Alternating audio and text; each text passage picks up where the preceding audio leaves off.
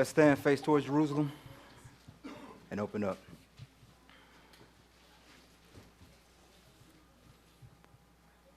Our Father which art in heaven. Our Father which art in heaven. Hallowed be thy name. Hallowed be thy name. Thy kingdom come. Thy kingdom come. Thy will be done. Thy will be done. On earth as it is on earth as it is in heaven. As it is in heaven. Give us this day our daily bread. And forgive us our debts. As we forgive our debtors. And lead us not into temptation. But deliver us from evil. For thine is the kingdom. And the power. And the glory. Forever. Praise the Lord. For he is good. And his mercy endures forever. Praise the Lord God of Israel. For he is good. And his mercy endures forever. In Jesus' mighty name we pray. Amen. Today's scripture reading comes out of Leviticus 26, and it's verses 40 through 42. And it reads, if they shall confess their iniquity and the iniquity of their fathers, which with their trespass, which they trespassed against me, and that also they have walked contrary unto me, and that I also have walked contrary unto them, and have brought them into the land of their enemies, if then their uncircumcised hearts be humbled, and they then accept of the punishment of their iniquity, then will I remember my covenant with Jacob, and also my covenant with Isaac, and also my covenant with Abraham will I remember, and I will remember the land. May the Lord add a blessing to the reading of his word in Jesus' name. Amen. Amen. All right, we got two songs.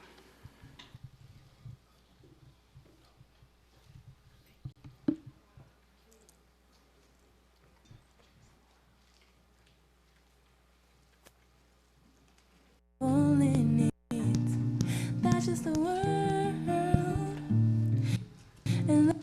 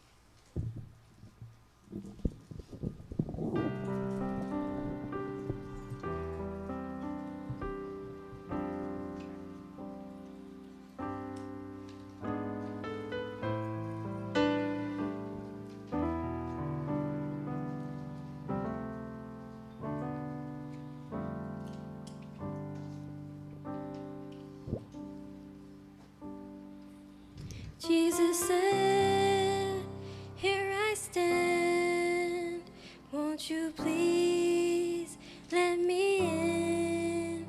And you said, I will tomorrow.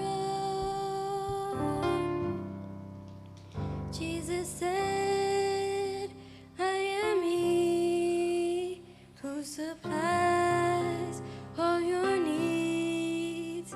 And you said, I know, but tomorrow,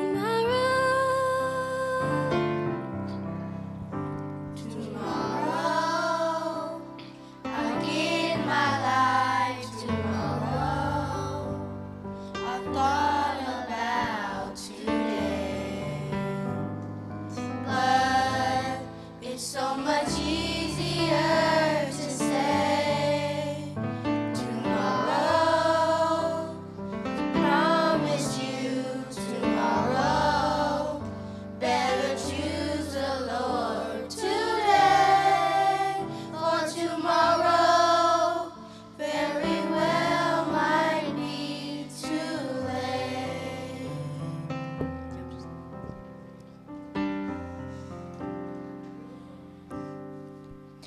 Jesus said, here I stand. Won't you please take my hand?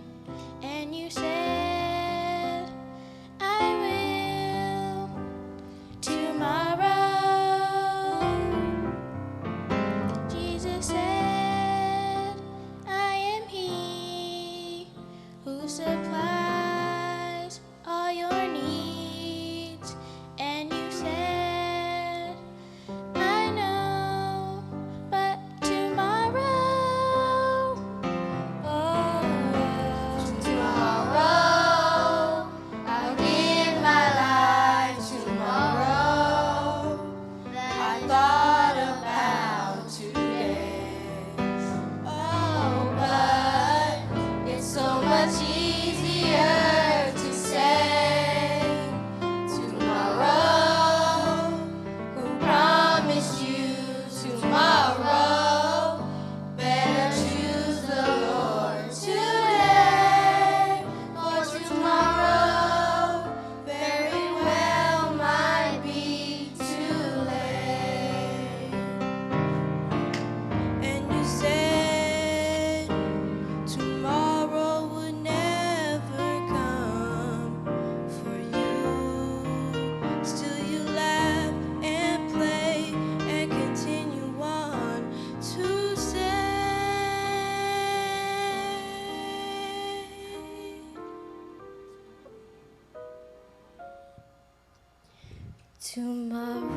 tomorrow, forget about tomorrow. Won't you give your life today? Oh, please, don't just turn and walk away. Tomorrow, tomorrow is not promised. Don't let this moment slip away.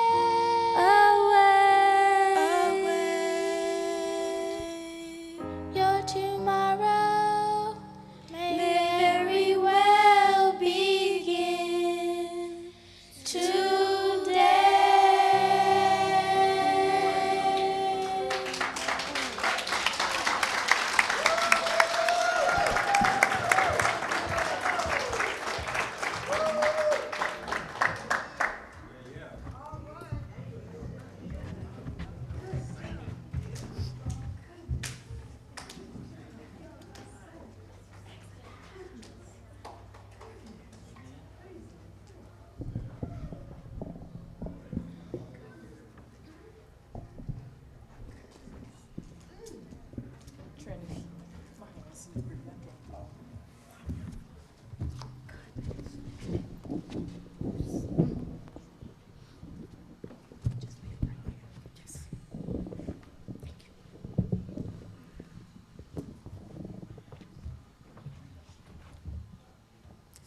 Happy Sabbath.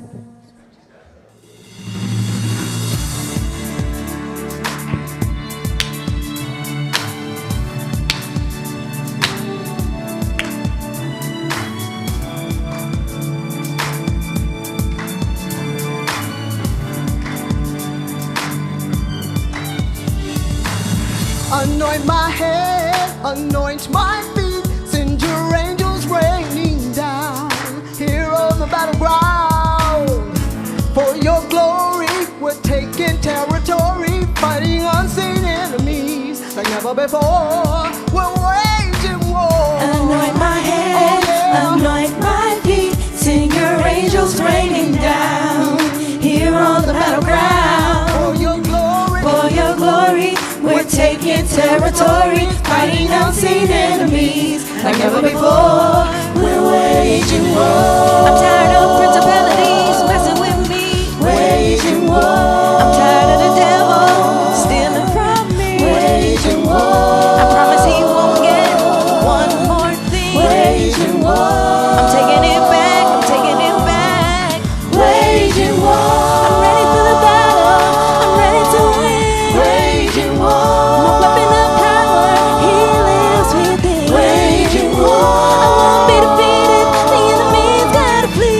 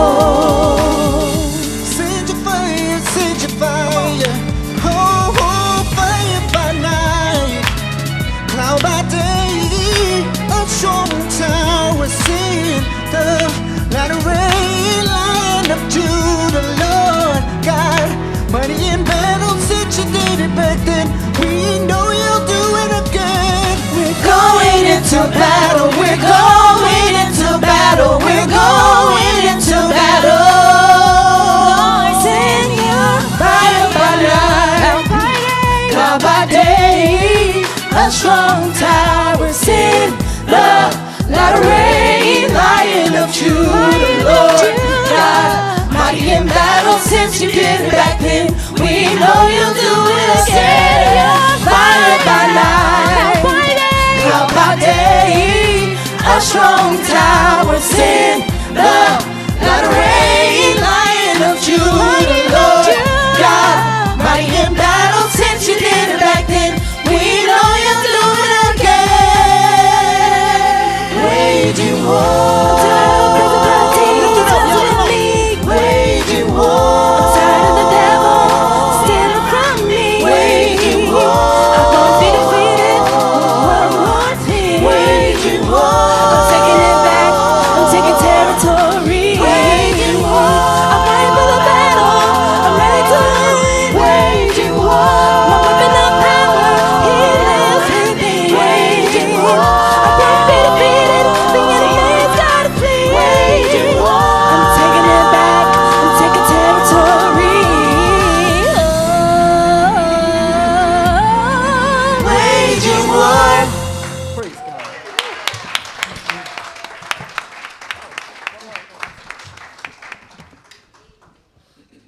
Peace, family.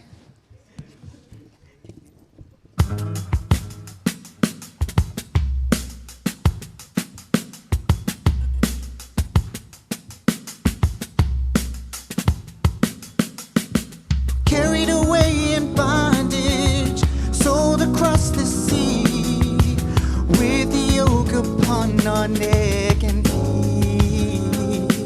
We didn't do what He said, so He sold us to our enemies to serve other gods, wood and stone.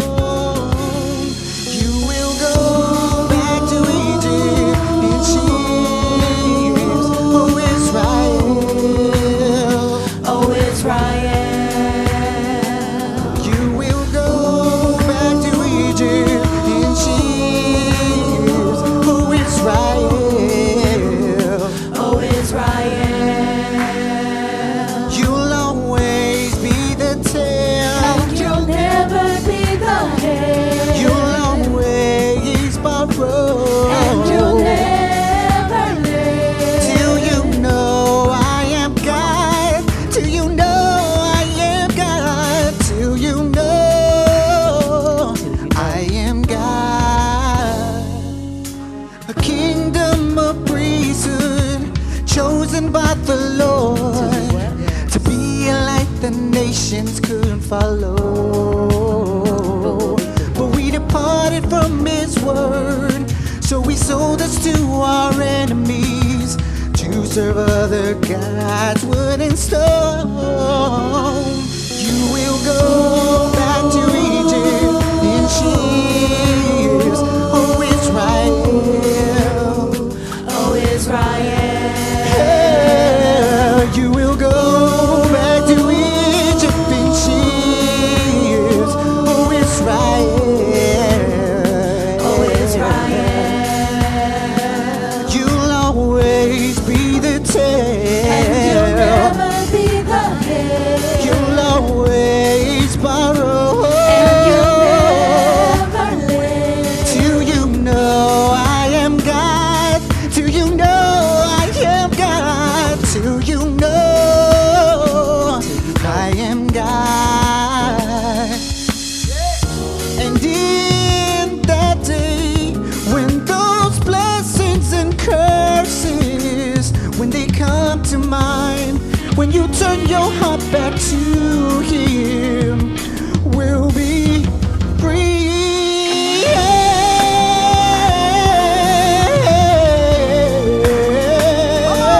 Oh, come on, Israel. Say you will go. Let them Back to Egypt. She's come on, Oh, Israel. Hey, you will go Back to Egypt.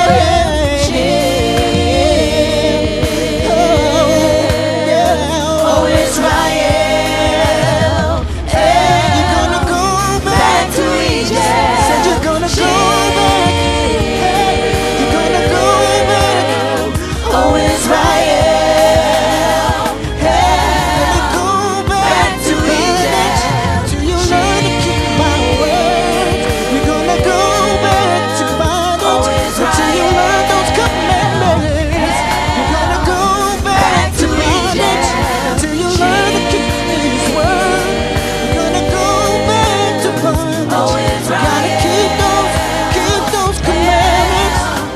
Back to Egypt. Shit. So Israel. Come on. Oh, Israel. Back to Egypt. Shit. So Israel. Come on. Oh, Israel. Go back to bondage until you learn to keep my words. You're gonna go back to bondage until you keep those commandments. You're gonna go back to bondage until you learn to keep my words. Gonna go back to bondage, keep the commandments, family. Woo. Praise God. Yeah.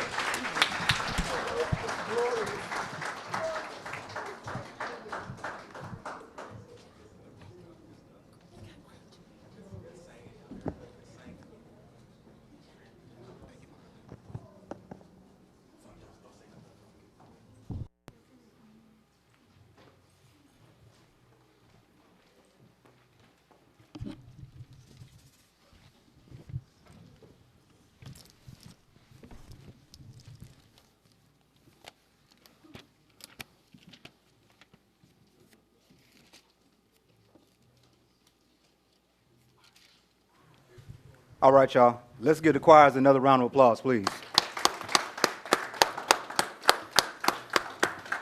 Praise the Most High God of Abraham, Isaac, and Jacob. Peace to everybody that's here, watching on Facebook, YouTube. I don't know if we're still doing the phone thing. Phones are like old school, all right?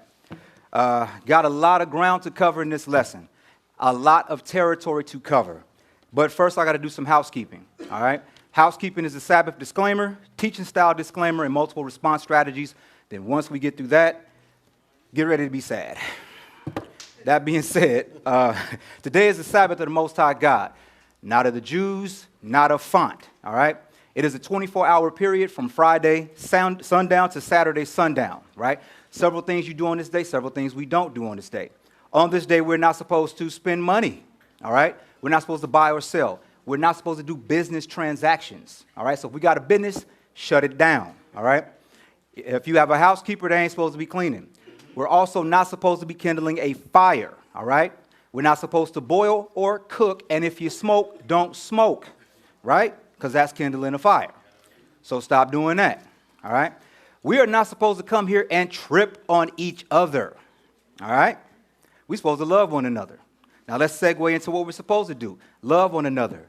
Commiserate with one another. Pray for one another, all right? We are supposed to learn how to become God. That's why we come here. We come here so we can read the instruction manual from God to man to learn how to become Elohim, to be raised up by him, to become like him and his family. Y'all understand that? Yes. All right, perfect segue, and that was not intentional. I don't like talking to exit signs. I don't like talking to lights or fans. I like talking to people because I want to make sure you guys get it, so I will make eye contact with most of you, all right? Develop these strategies so I can know if you guys are understanding the concepts clearly. If you guys understand the concept, what do? You put your thumb up like, okay, I get that, all right? If you do not understand the concept at all and you are lost, what do? I don't know what is going on right now, and I'm getting mad, all right? And if you kind of understand the concept, but you need a little help to understand the concept, little hitchhike from the 1940s. Don't show me your shin, okay? I don't want to see that. Perfect segue again. I am not your grandfather's, grandmother's, great-great-grandpappy's teacher, preacher, whatever you want to call it. I'm from the streets of Chicago. I've seen things and done things. I'm not Mr. Rogers. My communication style is a little bit different, all right? So I might use a pop culture reference. I might use a rap lyric, a music reference. I might even say something from a TV show. You're probably going to hear me singing some Bob Marley stuff today because it's just one of those lessons. But it's all in good taste, so it's a mnemonic device, so it will stick in your long-term memory, all right? Y'all get that part? Yes, sir. Couple of Tums, that's what I'm talking about. Now, today's lesson, the Psychosis from the Curses, Part 2, the cost of disobedience. This lesson actually was sparked from a sister who asked me to do something like this, or should I say this lesson, maybe about 7 years, 8 years ago. And it just kind of took all this time to get the information to be able to do it competently, because I don't want to just throw something against the wall and see if it sticks. That's not my get down, all right? Also, this is part 2 of a part 1. In part 1, I talked about the mindset we as a people have because we were slaves, right? Because we're on the bottom, there comes a mindset, post-traumatic stress disorder from slavery. Slavery was child trafficking, rape, and torture. That is what slavery was. For the other nations, it was a business model. This is discussing the business model, right? And this is also discussing how much we lost as a nation and why we're broke and trying to struggle and all this other stuff. There is a cost to being disobedient to God, all right? Y'all understand that concept? Without further ado and me flapping, let's hit it. Let's go to Daniel 9. The psychosis. From the curses, part 2, the cost of disobedience. I'm going to show you just how much us being disobedient cost us as a nation. Y'all going to feel me. And look, I don't want nobody, this lesson is not to be mad at the white man and turn into a Jamaican freedom fighter and be trying to figure out a way to, protest and all that. This ain't what this lesson is for. This lesson is so you can have an intelligent, unemotional conversation with someone who wants to tell you you need to pick yourself up, someone who's trying to impute things to our bloodline that they have no concept. They have no concept what it's like to be us. This is what this is for, all right? Not, oh, mighty Jah, not that. Daniel 9, one verse, verse 4. Daniel 9, even though y'all gonna feel like that, I guarantee you are. When putting this lesson together, there was some stuff I read that I didn't put in it, that I had to put it down, go take a walk. It was rough. Daniel 9. In sun worship, no one ever told me that God will destroy you, right? Well, I'm going to let Daniel tell you the type of God that we as Israel serves. Daniel 9, one verse, very tactical. Verse 4. Daniel 9, verse 4. Go ahead, sir.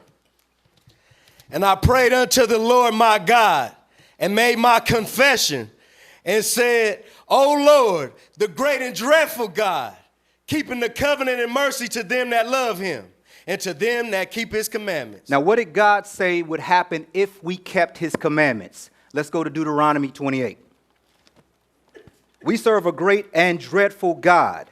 He is great, long-suffering, merciful, but at a certain point, just like your real parents, if your parents tell you do X, Y, and Z and you repeatedly don't do X, Y, and Z, guess what they're going to do? Put that foot someplace and then kick you out. Deuteronomy 28, we going 1 through 3 and we going to dance. That means skip. Deuteronomy 28, we going 1 through 3 and we going to skip. Go ahead, my brother. And it shall come to pass, if thou shalt hearken diligently unto the voice of the Lord thy God, to observe and to do all his commandments. Some of his commandments. All his commandments. Come on. Which I command thee this day, that the Lord thy God will set thee on high above all nations of the earth. Stop. On high, above all nations. That is what we were made to be, not what we are right now. Go ahead, sir. And all these blessings shall come on thee and overtake thee, if thou shalt hearken unto the voice of the Lord thy God. Come on. Blessed shalt thou be in the city, and blessed shalt thou be in the field. Skip down to verse 6. Go ahead, bro. Blessed shalt thou be when thou comest in, and blessed shalt thou be when thou goest out. Let me show you the foundation of our wealth. Let's see how much wealth we had when we came out of Egypt. Let's go to Exodus 3.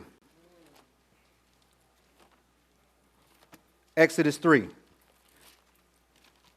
He said you're going to be blessed when you come in and when you come out. Well, let me show you what we got when we came out of Egypt after 400 years of slavery. That was our first version or first iteration of slavery. This is our fourth by my estimation. This is our fourth. And if we don't start preaching the right doctrine and the right gospel, this is going to go on in perpetuity. Exodus 3, we're going 21 through 22. I'm going to show you the foundation of the tent of God, where it came from. Go ahead, sir. And I will give this people favor in the sight of the Egyptians, And it shall come to pass that when you go, you shall not go empty, but every woman shall borrow of her neighbor, and of her that sojourneth in her house, jewels of silver, and jewels of gold and raiment. And you shall put them upon your sons and upon your daughters, and you shall spoil the Egyptians. Let's go to Exodus 12. Maybe that was a fluke. Maybe the Lord just said that one time. I'm showing y'all the amount of wealth that we had when we came out of Egypt after 400 years of slavery. The remuneration came from God, and it came incredibly.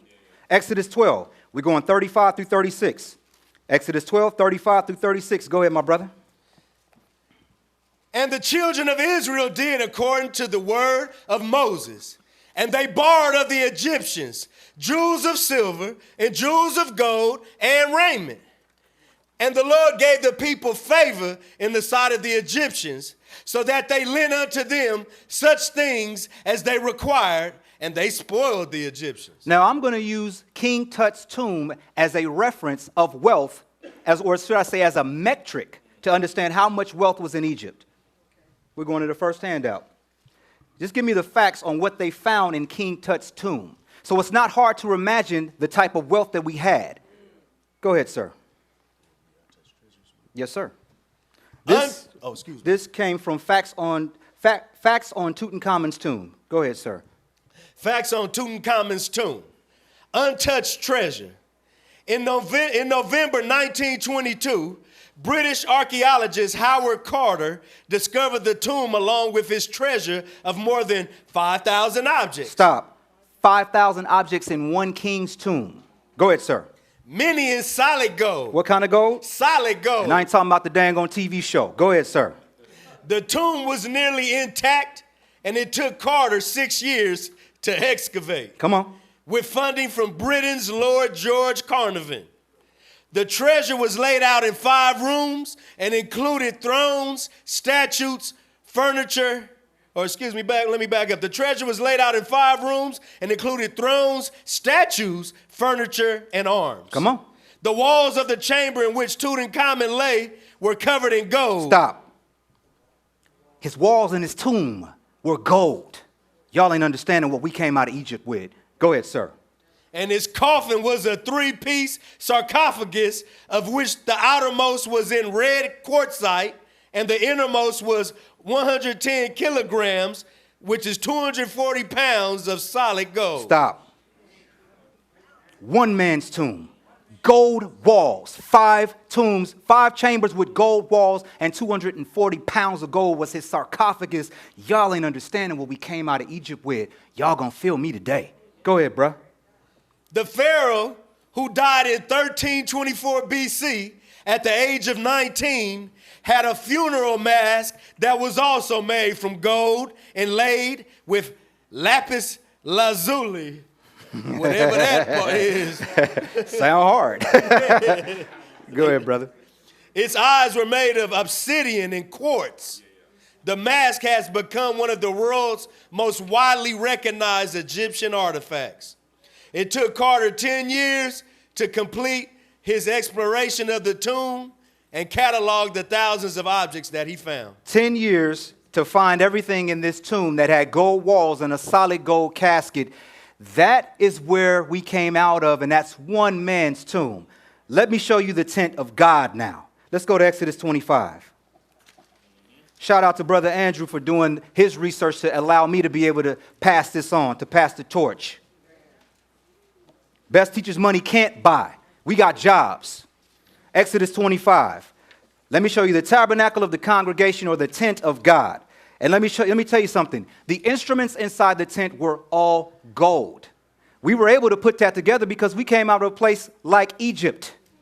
Exodus 25, we're going 1 through 3, and we're going to dance. I got you, bro. Exodus 25, 1 through 3. Go ahead, my brother.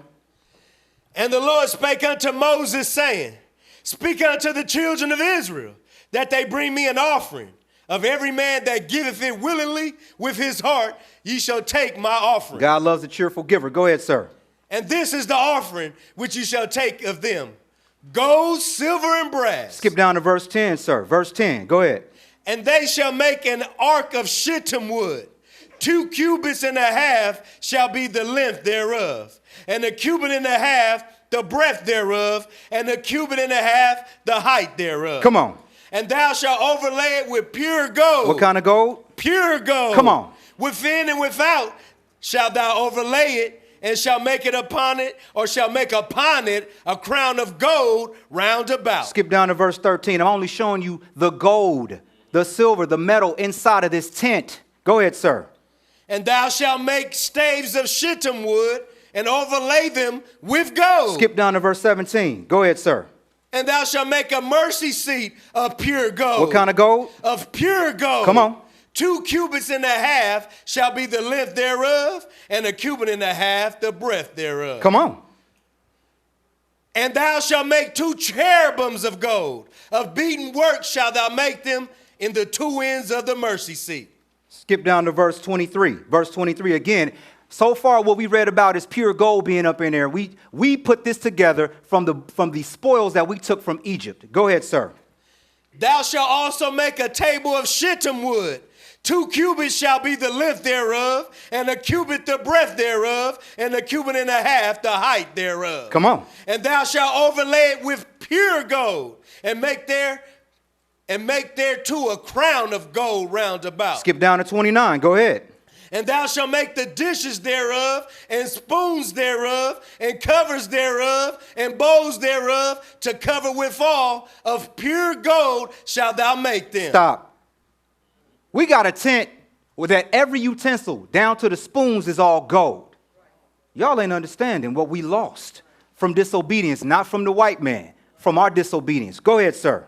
Verse 30. Come on. And thou shalt set upon the table showbread before me always. Which represented the 12 tribes of Israel. Go ahead, sir. And thou shalt make a candlestick of pure gold. Of beaten work shall the candlestick be made. His shaft and his branches, his bowls, his knops, and his flowers shall be of the same. Skip down to verse 36. Go ahead.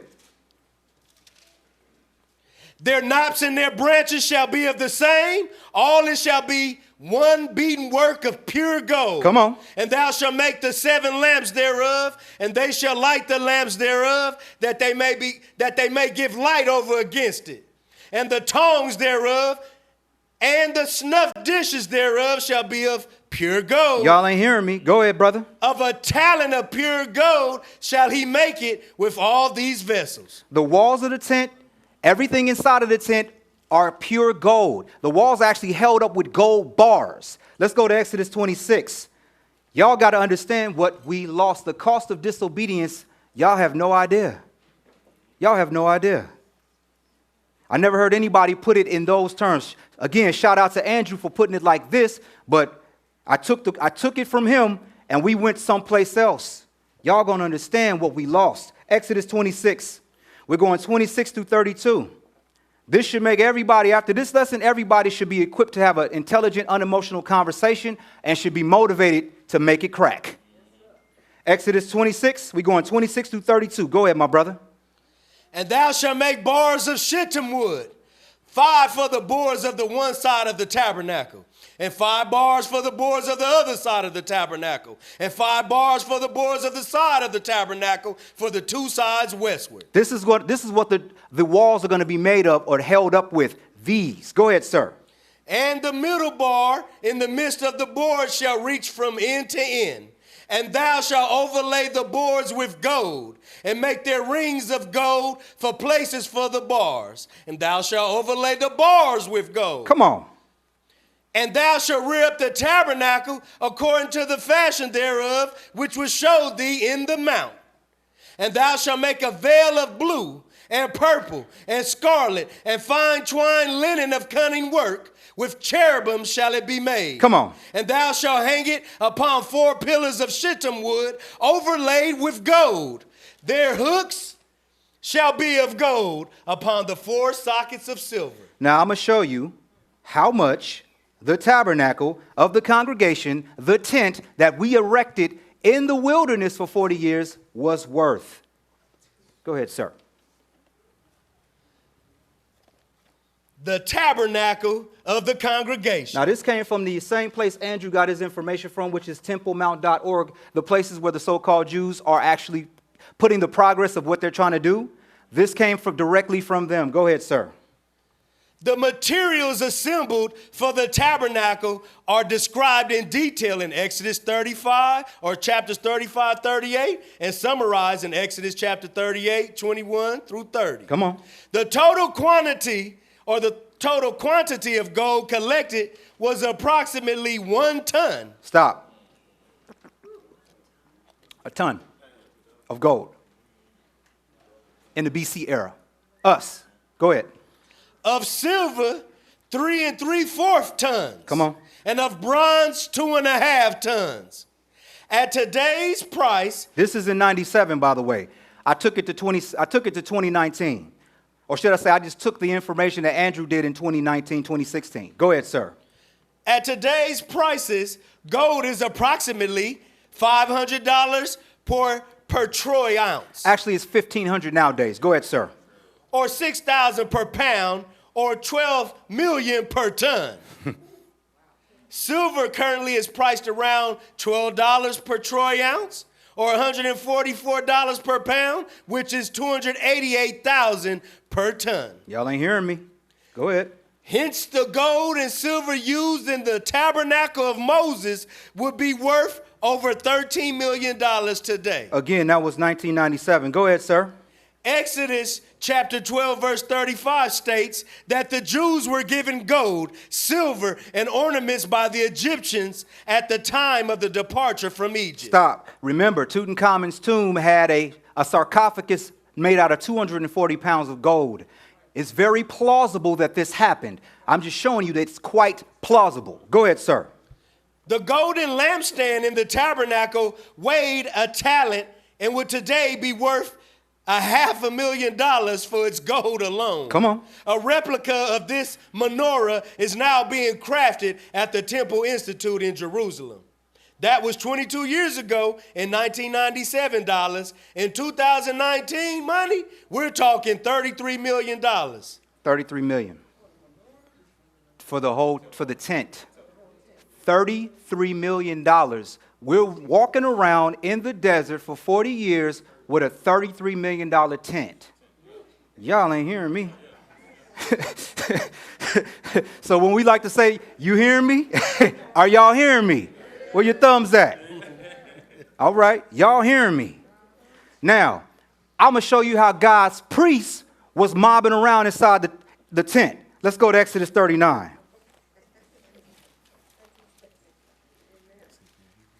Yeah, we good. Oh, no, we're going to need it. We're going to need it after, because you got to hit this one, too. Exodus 39. We going 1 through, praise the Most High. We going 1 through 4. I'm going to show you how our forefathers was walking around inside a $33 million tent in the middle of the desert, serving our God. Exodus 39. And he told us to do this. This didn't just come off the top of our head. The Lord told us to do this. Exodus 39, we're going 1 through 4, and we're going to dance. Go ahead, bro. And of the blue and purple and scarlet, they made clothes of service to do the service in the holy place, and made the holy garments for Aaron as the Lord commanded Moses. Come on. And he made the ephod of gold, blue and purple and scarlet and fine twined linen. And they did beat the gold into thin plates and cut it into wires. Stop. They took the gold, beat it into thin plates, clipped it up so they can stitch the clothing with gold. Gold wire threads. Talk about some threads, right? Go ahead, brother. To work it in the blue and in the purple and in the scarlet and in the fine linen with cunning work. Come on. They made shoulder pieces for it. Wait, they made what for it? Shoulder pieces. Come on.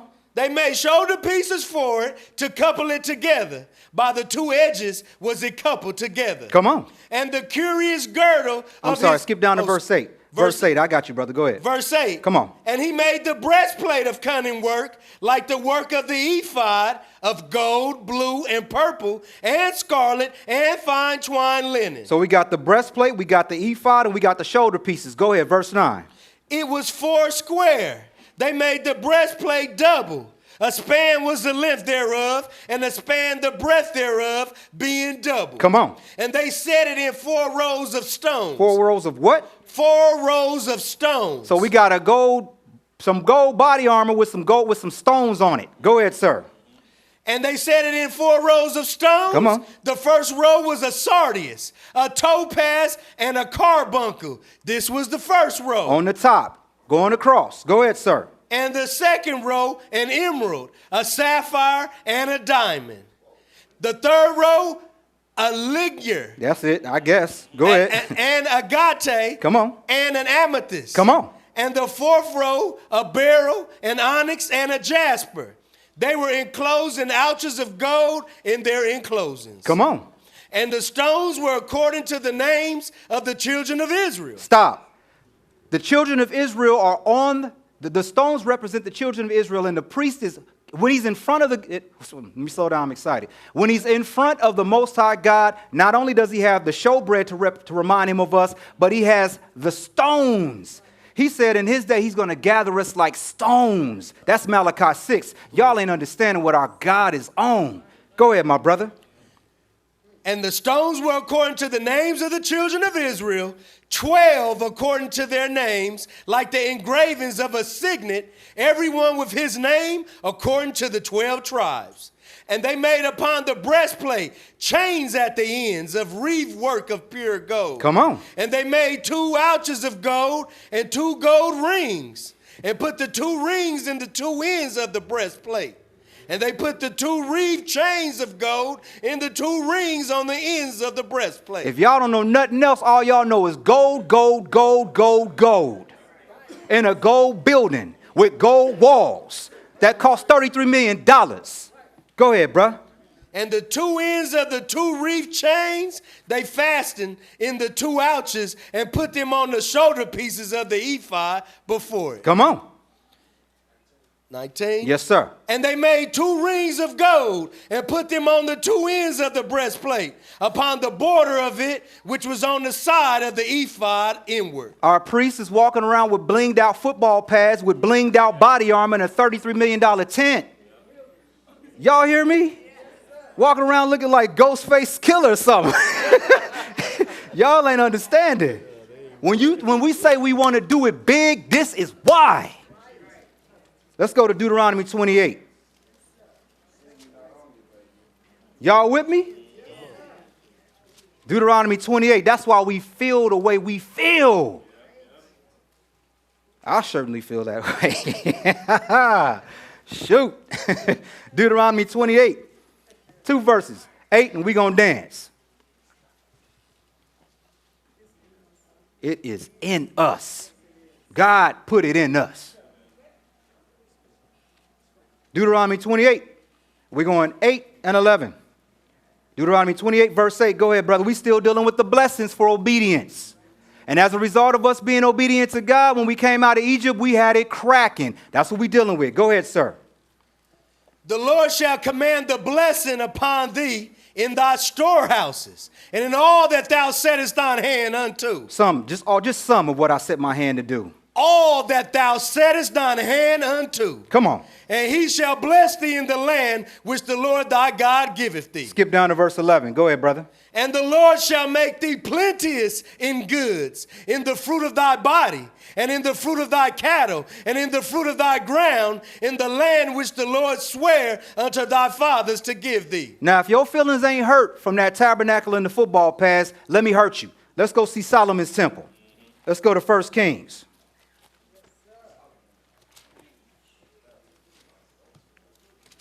Solomon exemplified what we were supposed to be and do. 1 Kings 6. If your feelings ain't hurt, while you sit here right now trying to figure out how you're going to pay your light bill or your rent, after reading that we was mobbing around with some gold football pads and jewels on, let me hurt your feelings, because my feelings was hurt. I was about to use up my one manly tear. I'm cool now. We only get one, a man only get 1 tear a year.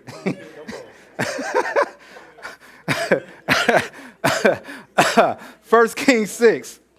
1 Kings 6, we going 20 through 23, and we going to dance. I got you, bro. 1 Kings 6. We in the land now. We going to the land. He said, when you get to the land, I'm going to lace you. All right, let's see. 1 Kings 6, we going 20 through 23. Go ahead, my brother. And the oracle in the fourth part. I'm sorry, verse 20. Verse 20? 1 Kings 6, verse 20. That's it. That might be a typo on my part. Hold on, y'all. Uno momento, por favor. That's gringoed out, ain't it? Hold on. Nah, that is it, but that's a typo on my. Oh, verse 1. Verse 1, and we going to dance. Okay, my bad. Verse 1. Verse 1. Yeah, verse 1, and then we going to skip to 20. I'm sorry. 1 Kings 6, verse 1, and we going to dance. I got you. Go ahead, my brother. And it came to pass in the 418th year, after the children of Israel were come out of the land of Egypt. Stop. 418 years later, we still got bread. We ain't spent it. Go ahead, sir. And it came to pass in the 418th year, and it came to pass in the 480th year. Thank you, sir. After the children of Israel come out of the land of Egypt, in the 4th year of Solomon's reign over Israel, in the month Ziph, which is the 2nd month, that he began to build the house of the Lord. Now let's skip to verse 20. Go ahead, brother. And the oracle in the 4th part was 20 cubits in length, and 20 cubits in breadth, and 20 cubits in the height thereof, and he overlaid it with pure gold, and so covered the altar which was of cedar. Come on. So Solomon overlaid the house within with pure gold. Stop. Overlaid the house inside this temple. The whole thing is gold. Go ahead, sir. And he made a partition by the chains of gold. The chains of what? By the chains of gold before the oracle. And he overlaid it with gold. Go ahead. And the whole house he overlaid with gold. Come on. Until he had finished all the house. Also the whole altar that was by the oracle he overlaid with gold. Come on. And within the oracle he made 2 cherubims of olive tree, each 10 cubits high. Skip down to verse 28. Verse 28. Go ahead, my brother. And he overlaid the cherubims with gold. Come on. And he carved all the walls of the house round about with carved figures of cherubims and palm trees and open flowers within and without. And the floor of the house he overlaid with gold within and without. Read 30 again. Y'all ain't hearing me. 30. And the floor. And the what? And the floor. Come on. Of the house he overlaid with gold, within and without. Do y'all understand that? Skip down to verse 32. Your feelings hurt yet? Huh? Walking around on gold floors. No wonder the Queen of Sheba was like, oh my goodness. Had to get that smelling sauce out for her, Jack. That make me kind of like, ooh, man. That's one of the, hey, that temple is the kind like Rico from Belly be like, I don't like that. I don't like that. You know our enemies did not like that. Why you think Edom rejoiced? Amnon rejoiced. They didn't like that. But I digress. Verse 32, go ahead, my brother. 32. Come on. The 2 doors also were of olive tree, and he carved upon them carvings of cherubims and palm trees and open flowers, and overlaid them with gold, and spread gold upon the cherubims and upon the palm trees. Skip down to verse 37. It's too much, ain't it? Go ahead, brother. In the 4th year was the foundation of the house of the Lord laid, in the month Ziph. And in the 11th year, in the month Bull, which is the 8th month, was the house finished throughout all the parts thereof, and according to all the fashion of it. So was he 7 years in building it. 7 is completion. Go into 1 Kings 7. 1 Kings 7, directly into it. We're starting at verse 48. 1 Kings 7, verse 48. Go ahead, sir. And Solomon made all the vessels that pertained unto the house of the Lord, the altar of gold and the table of gold, whereupon the showbread was. Come on. And the candlesticks of pure gold. Stop. Candlesticks, plural, not one, plural. Go ahead, sir. And the candlesticks of pure gold, 5 on the right side and 5 on the left, before the oracle with the flowers and the lamps and the tongs of gold. Come on. And the bowls and the snuffers and the basins and the spoons and the censers of pure gold. What kind of gold? Pure gold. Come on. And the hinges of gold, both for the doors of the inner house, the most holy place, and for the doors of the house, to wit, of the temple. Come on. So was ended all the work that King Solomon made for the house of the Lord. And Solomon brought in the things which David his father had dedicated. Even the silver and the gold and the vessels did he put among the treasures of the house of the Lord. So he took the stuff his father David had and put that into the temple treasury also. Let's go back to Deuteronomy 28. I'm showing y'all the blessings.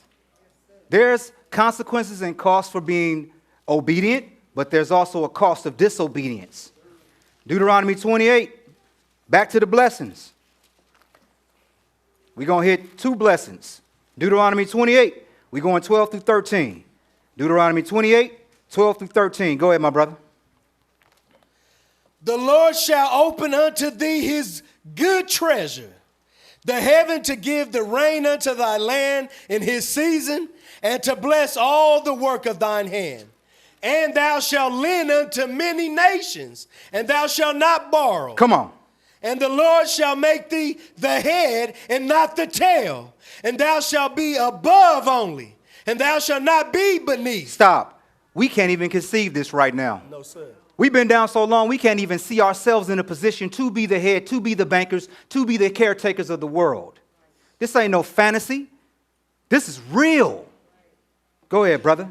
And the Lord shall make thee the head and not the tail. And thou shalt be above only, and thou shalt not be beneath, if that thou hearken unto the commandments of the Lord thy God, which I command thee this day to observe and to do them. Got a question. Was we supposed to be skyballing or what? Y'all don't know what skyballing, that's a West Coast term. Skyballing, that's when you up so high you ain't never coming down. Come on. Like what Fat Joe say, all the way up? All the way up. Let's go to 1 Kings 9. I'm going to show y'all, the Bible is going to show us, me included, how we were supposed to be skyballing. If you're supposed to be the head, if you're supposed to lend to everybody, that means you have all the resources. We're supposed to be the caretakers of the world. We're not supposed to be what we are right now. 1 Kings 9. We're going 10 through 14. We're going to dance. I got you, bro. 1 Kings 9, 10 through 14. I'm going to show you how much we're supposed to be skyballing. Go ahead, brother. And it came to pass at the end of 20 years, when Solomon had built the 2 houses, the house of the Lord and the king's house.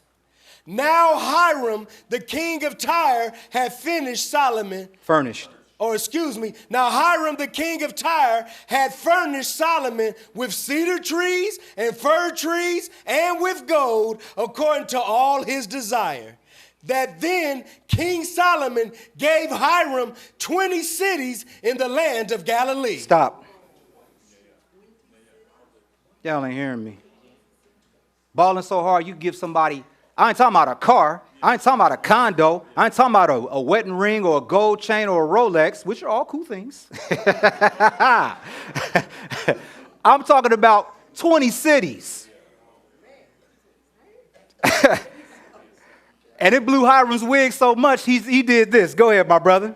And verse 12. Come on. And Hiram came out from Tyre to see the cities which Solomon had given him, and they pleased him not. Yeah, if I had 20 cities with a gang of Israelites, I'd be like, why you give me this? I don't want to have to deal with these Negroes. That's just me guessing. I don't know why it didn't please him, but the point is 20 cities. Go ahead, my brother. And he said, what cities are these which thou hast given me, my brother? And he called them the land of Kabul unto this day. Come on. And Hiram sent to the king 60 talents of gold. That's $165 million. That's a gift. Skip down to 165 million in today's terms. Skip down to verse 20. Go ahead, sir. And all the people that were left of the Amorites, Hittites, Perizzites, Hivites, and Jebusites, which were not of the children of Israel, their children that were left after them in the land, whom the children of Israel also were not able to utterly destroy, upon those did Solomon levy a tribute of bondservice unto this day. They had to pay the tax. So not only do we have to worry about them not coming to get us or trip on us, but they breaking bread. The tax, like rappers got to pay when they come out to the West. They got to pay that tax to one of the gangs or they're going to get robbed. Skip down. Y'all ain't hearing me on that. Skip down to verse 22. Go ahead, brother. But of the children of Israel did Solomon make no bondmen. That's right. Go ahead, brother. But they were men of war. Men of what? Men of war. Come on. And his servants and his princes and his captains and his rulers of his chariots and his horsemen. Now skip to 26. Go ahead, brother. And King Solomon made a navy of ships in Ezion-Geber, which is beside Eloth on the shore of the Red Sea in the land of Edom. And Hiram sent in the navy his servants, shipmen that had knowledge of the sea, with the servants of Solomon. Come on. And they came to Ophir. Stop. What comes from Ophir, y'all? Gold. Read that. And they came to Ophir and fetched from thence gold, 420 talents, and brought it to King Solomon. $782 million. Y'all ain't hearing me. Y'all act like $782 million is a normal thing. Oh, man. That's in the cushions, homie. 782 million. Let's go to 1 Kings 10. Y'all ain't hearing me. We supposed to be skyballing. We're not supposed to be trying to figure out how we're going to pay nothing. More than enough is what we're supposed to have. I'm on a mission. Y'all ain't hearing me. I'm on a mission for myself and for my people. And people in here that know me know I'm working with people because we're on a mission to get it. 1 Kings 10. 1 Kings 10. You got to have a balance between the spiritual and the material world. Because you can't pay your mortgage with no Bible verses. Y'all ain't hearing me. 1 Kings 10. 1 Kings 10, we're going 14 through 25. We're supposed to be skyballing. Go ahead, sir. Verse 14. 1 Kings 10. Verse 14. Go ahead, brother. Now the weight of gold that came to Solomon in 1 year was 606 talents of gold. 1.2 billion. That was just that year. 1.2 billion. What about the 782 million? Go ahead, brother. Beside that he had of the merchantmen and of the traffic of the spice merchants and of all the kings of Arabia and of the governors of the country. Everybody's breaking bread and paying the tax and doing business. That 1.2 was not including the merchantmen.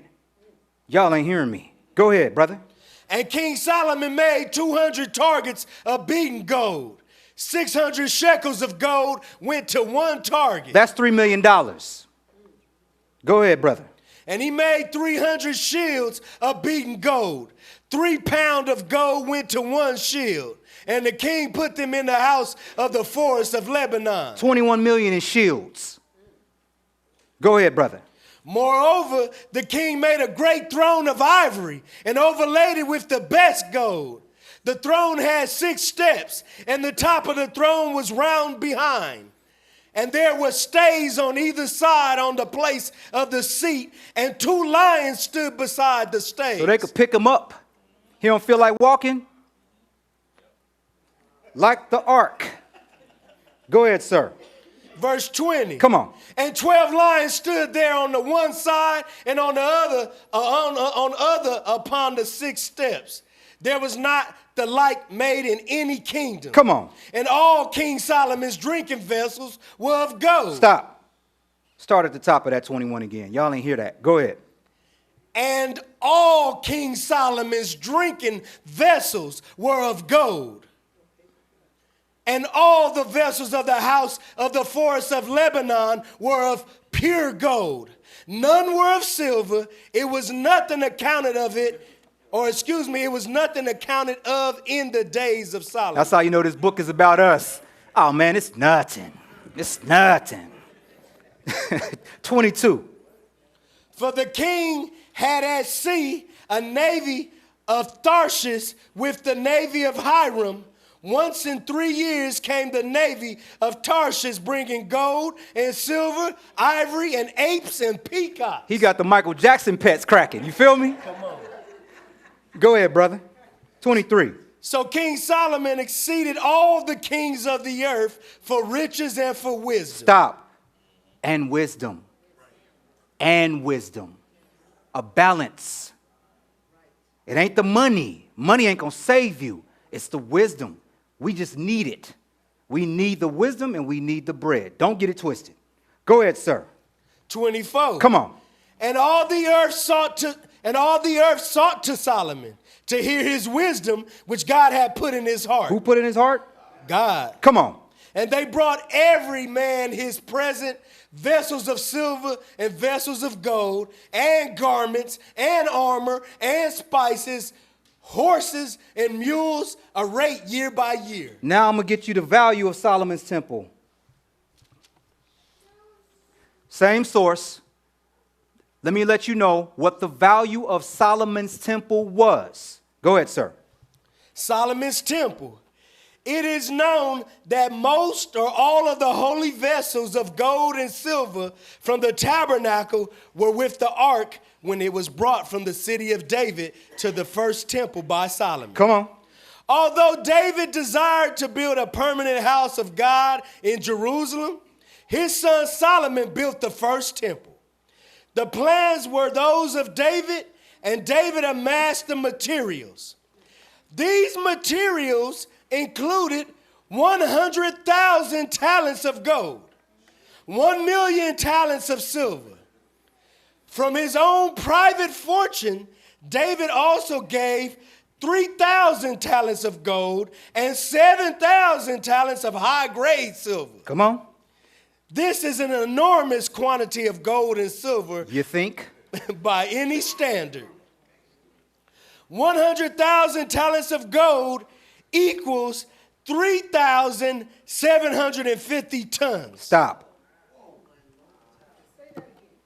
Say that again.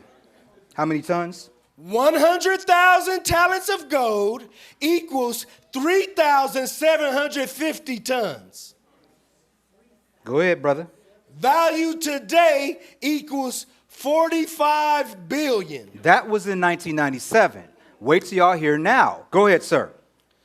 1,000,000 talents of silver equals 37,500 tons. Value today, 10.8 billion. Come on.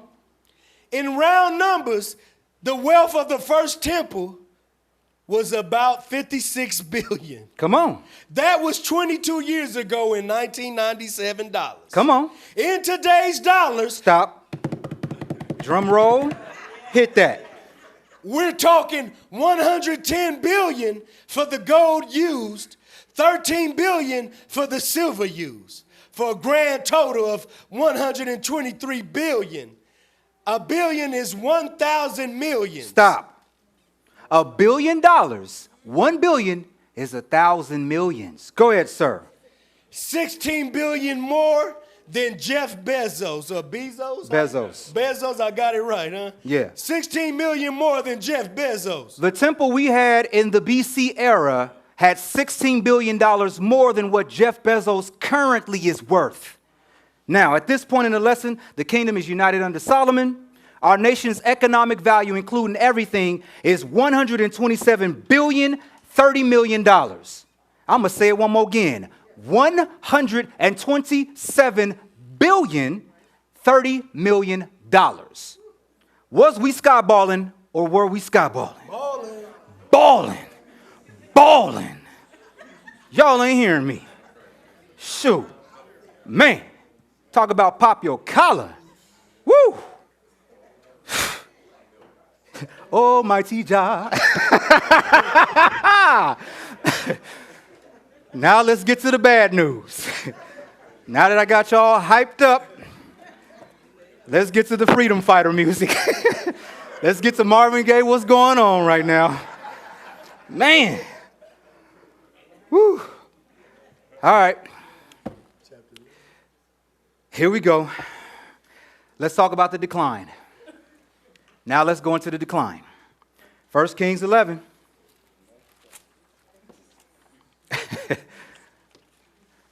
Man. Inner city blues, baby. Make you want to holler. Throw up both your hands. 1 Kings 11. We going 4 through 11. This is what went wrong. Go ahead, sir. For it came to pass when Solomon was old that his wives turned away his heart after other gods. Come on. And his heart was not perfect with the Lord his God, as was the heart of David his father. Come on. For Solomon went after Ashtoreth, the goddess of the Zidonians, and after Milcom, the abomination of the Ammonites. And Solomon did evil in the sight of the Lord and went not fully after the Lord as did David his father. We're talking about idolatry. We're talking about, rightfully so, disobedience to God and a punishment on that cost associated with disobedience. Go ahead, sir. Then did Solomon build an high place for Chemosh, the abomination of Moab, in the hill that is before Jerusalem, and for Molech, the abomination of the children of Ammon. Stop. What do you think the gold and the silver that was in those temples, where do you think that came from? That was God's gold, God's silver, not to be for some other God's temple. Y'all understanding that concept? Yes, idolatry, worshiping other gods, disobedience. There's a cost. Go ahead, sir. And likewise did he for all his strange wives, which burnt incense and sacrifice unto their gods. Come on. And the Lord was angry with Solomon. Happy with Solomon. And the Lord was angry with Solomon because his heart was turned from the Lord God of Israel, which had appeared unto him twice. Come on. And had commanded him concerning this thing that he should not go after other gods. But he kept not that which the Lord commanded. A personal visit from God 2 times. Of course the Lord is supposed to be mad. Of course. Go ahead, sir. Wherefore the Lord said unto Solomon, for as much as this is done of thee, and thou hast not kept my covenant and my statutes, which I commanded thee, I will surely rend the kingdom from thee and will give it to thy servant. Now let's walk. I'm going to walk you from 722 BC to 2019 today. Y'all sitting in these seats. Let's go on a time machine. Let's go to 2 Kings 17. Praise the Most High. The northern kingdom, as a result of what Solomon did, and a result of what the children of Israel as a whole did, we go into captivity in 722 BC by the Assyrians. 2 Kings 17. Y'all still with me out there? Yes, sir. Praise the Most High. 2 Kings 17. 2 Kings 17. We're going 13 through 15, and we're going to dance with the stars. That means skip. 2 Kings 17, chapter 17. I'm sorry, 2 Kings chapter 17, 13. Go ahead, brother. Yet the Lord testified against Israel and against Judah by all the prophets and by all the seers, saying, turn ye from your evil ways and keep my commandments and my statutes, according to all the law. Some of the law. To all the law. Come on. Which I commanded your fathers, and which I sent to you by my servants, the prophets. Notwithstanding, they would not hear, but hardened their necks like to the neck of their fathers that did not believe in the Lord their God. Come on. And they rejected his statutes and his covenant that he made with their fathers, and his testimonies which he testified against them. And they followed vanity and became vain and went after the heathen that were round about them, concerning whom the Lord had charged them that they should not do like them. 7 Hamite nations, by the way. 7 Hamite nations. Go skip down to verse 18. Verse 18. Go ahead, brother. Therefore the Lord was very angry with Israel and removed them out of his sight. There was none left but the tribe of Judah only. Skip down to 22. Go ahead, brother. For the children of Israel walked in all the sins of Jeroboam, which he did. They departed not from them. Come on. Until the Lord removed Israel out of his sight, as he had said by all his servants the prophets. So was Israel carried away out of their own land to Assyria unto this day. Now, the first southern kingdom exiles go into captivity in Babylon in 605. Let's go to Daniel 1. The northern kingdom has already been taken out.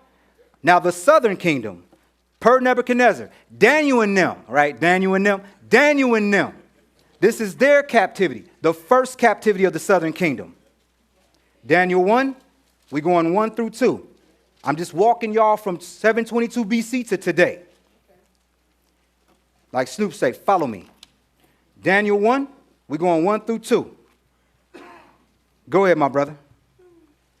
In the 3rd year of the reign of Jehoiakim, king of Judah, came Nebuchadnezzar, king of Babylon, unto Jerusalem and besieged it. And the Lord gave Jehoiakim, king of Judah, into his hand, with part of the vessels of the house of God. Come on. Which he carried into the land of Shinar to the house of his God.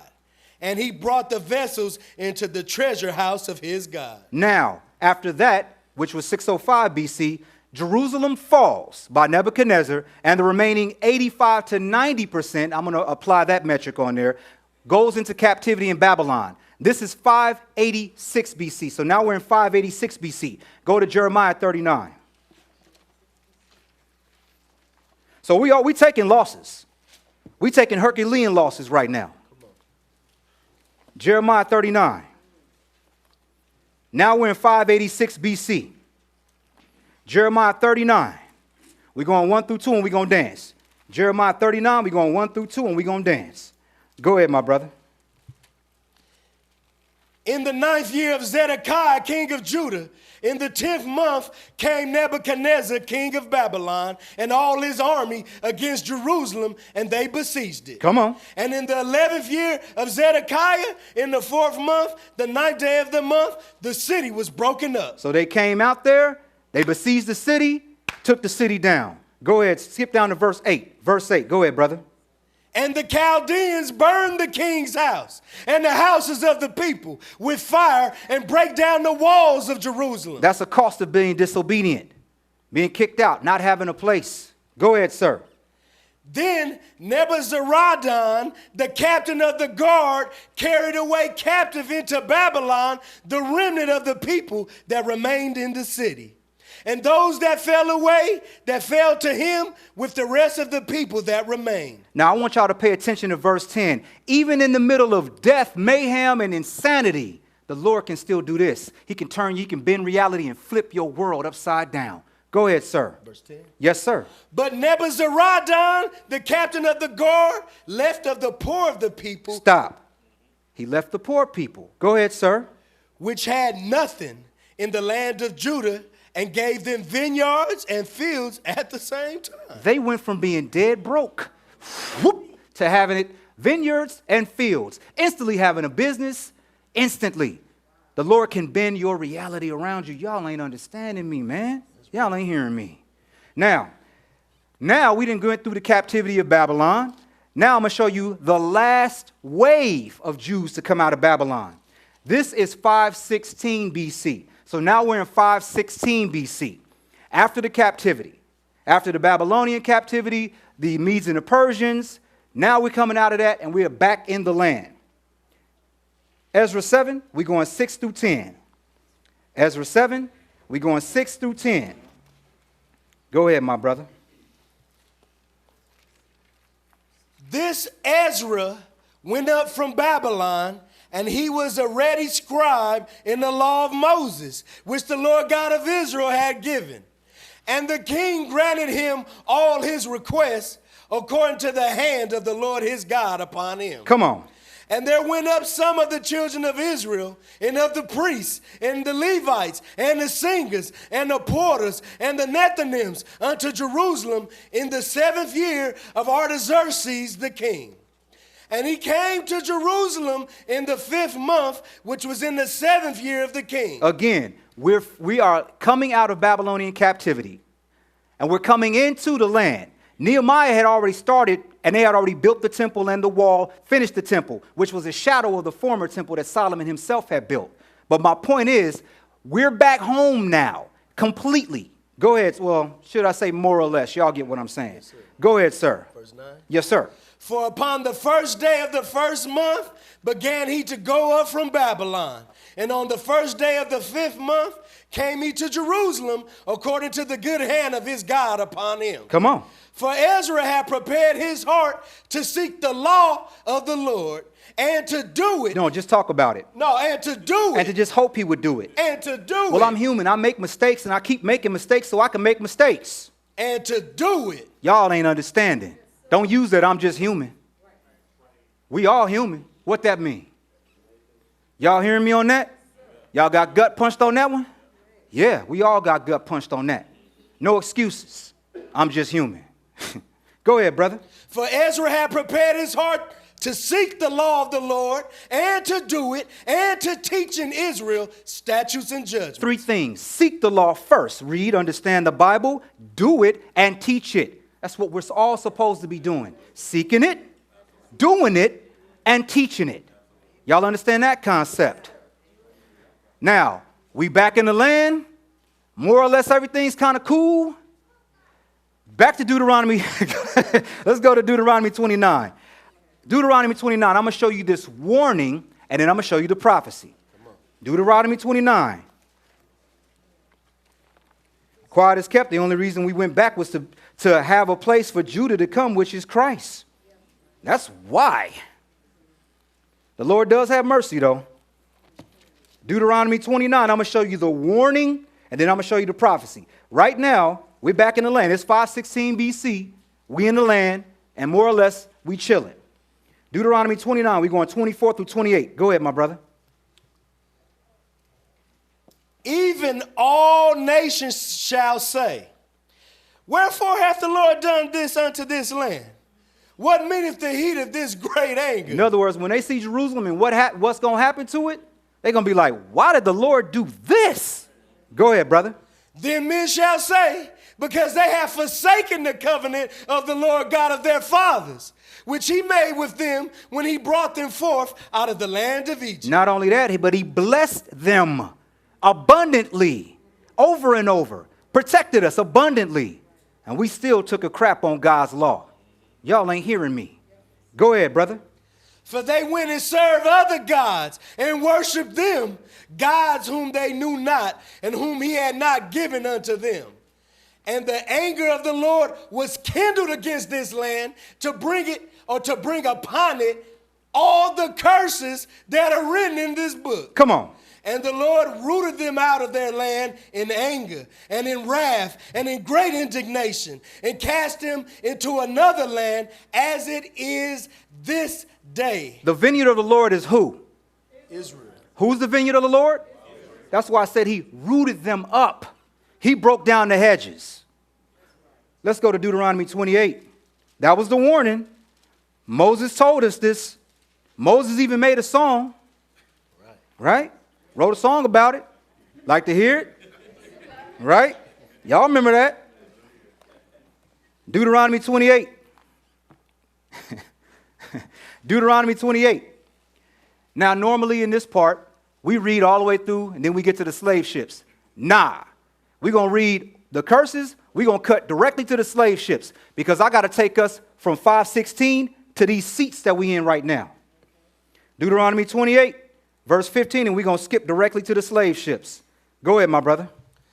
But it shall come to pass, if thou wilt not hearken unto the voice of the Lord thy God, to observe to do all his commandments. Just some of them. All his commandments. But I'm tired. I've been doing this for 20 years. Observe to do all his commandments. Come on. And his statutes, which I command thee this day, that all these curses shall come upon thee and overtake thee. Come upon and overtake means they're going to run up on you where you at. They're going to catch you slipping all the time. Now, let me show you the most egregious one of them all. Skip down to verse 68. Go ahead, brother. And the Lord shall bring thee into Egypt again with ships, by the way whereof I spake unto thee. Thou shalt see it no more again, and there you shall be sold unto your enemies for bondmen and bondwomen, and no man shall buy you. Now, I'm going to do my so-called Jew voice. I don't know. What does Egypt with ships mean? Let's go to Deuteronomy 7. Let me show you what Egypt with ships means. You want to play games? You want to play around? I am not the guy. I got straitjackets that will fit a so-called Jew also. Here's one of the straitjackets. What does Egypt again with ships mean? What was Egypt? What did Egypt represent? And why with ships? Deuteronomy 7, one verse, very tactical, verse 8. Go ahead, brother. But because the Lord loves you, and because he would keep the oath which he had sworn unto your fathers, hath the Lord brought you out with a mighty hand and redeemed you out of the house of bondmen. The house of what? Out of the house of bondmen. Go ahead. From the hand of Pharaoh, king of Egypt. Okay, well, that's compelling. It's compelling, but I'm not convinced. Exodus 20. Okay, you want another latch on the straitjacket to get tightened up? No problem. Exodus 20. Egypt, the house of bondmen meaning slaves. All right, that's compelling. Because, see, Israel ain't going to argue about the slave ships. Everybody else will argue about Egypt again. This is for them. What does Egypt represent? Exodus 20, one verse, very tactical. Verse 2, sir. Go ahead. I am the Lord thy God, which have brought thee out of the land of Egypt, out of the house of bondage. That's what it means. It means slavery. It literally means going back into slavery or bondage on a ship. Literally. Now, okay, you're going to be a slave, and I heard the so-called Jews say this, but it says no man will buy you. What does that mean? How will you be a slave and no one will buy you? Yeah, let me show you that. Isaiah 52. Let me show you what no man will buy you, what that means. Egypt represents our first slavery, our first bondage, our first genocide. The Egyptians tried to kill all black men. That is genocide. That's our first iteration or version of it. Now I'm going to show you what no man will buy you, what that means. Isaiah 52, we're going 2 through 3. Keep this in your arsenal. Keep this in your arsenal. Isaiah 52, 2 through 3. Go ahead, my brother. Shake thyself from the dust. Arise and sit down, O Jerusalem. Loose thyself from the bands of thy neck, O captive daughter of Zion. Stop. He's talking to a captive, huh? The captive daughter of Zion? Huh. How did she get there? Go ahead, brother. For thus saith the Lord, ye have sold yourselves for naught, and ye shall be redeemed without money. What does no man will buy you means? We can't buy our way out of this. And no man is going to save us. No human being, no leader, no president, no UN declaration is going to save us out of this. We need a miracle, a supernatural miracle. Come on. Are we clear? Y'all understanding that concept? Now, from 516 BC to 70 AD. Now, in 70 AD, we were forced to flee from the land of Israel into Africa and the Mediterranean world from the Roman general Titus and his occupying army. The global transatlantic and intra-America slave trade begins after the papal bull Dum Diversus was signed on June 18, 1452 by Pope Nicholas V.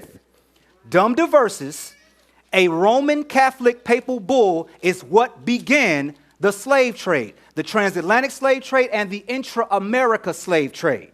Y'all understanding that? Okay. The children of Israel are captured by real Africans and Arabs, then sold to the Portuguese. We are removed from our West African refugee communities. So we were literally in West Africa living in refugee communities. We were then placed on ships, as in Deuteronomy 28, and through chattel slavery, and I ain't talking about Chanel or Chantal, I'm talking chattel slavery, all right? Sound like both y'all names. We were sold globally, over and over again. Y'all ain't hearing me. Don't believe me? Show you another prophecy. Go to Joel 3. Y'all ain't got to believe me.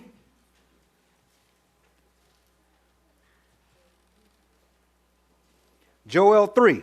I'm going to show you another prophecy after Deuteronomy 28. Chattel slavery is the problem. You're not a human being in chattel slavery. You are property to be passed down. And chattel slavery literally means a slavery of in perpetuity that never ends. Y'all ain't hearing me. Joel 3, we going 1 through 6. Give it to him, brother. For behold, in those days and in that time, when I shall bring again the captivity of Judah and Jerusalem, I will also gather all nations. Some nations. All nations. Come on. And will bring them down into the valley of Jehoshaphat. And will plead with them there for my people and for my heritage Israel. Come on. Whom they have scattered among the nations and parted my land. All the nations scattered us among all the nations. There were 7 primary nations that was dealing with the transatlantic and intra-America slave trade, and we'll get to that in a moment. Go ahead, sir. And they have cast lots for my people, and have given a boy for an harlot, and sold a girl for wine that they might drink. Read verse 3 again. Does that sound like a person is a person or a person is a commodity? Commodity. Verse 3, sir. And they have cast lots for my people, and have given a boy for an harlot. A harlot is a prostitute. Go ahead, sir. And sold a girl for wine that they might drink. Stop. Sold a person for a drink.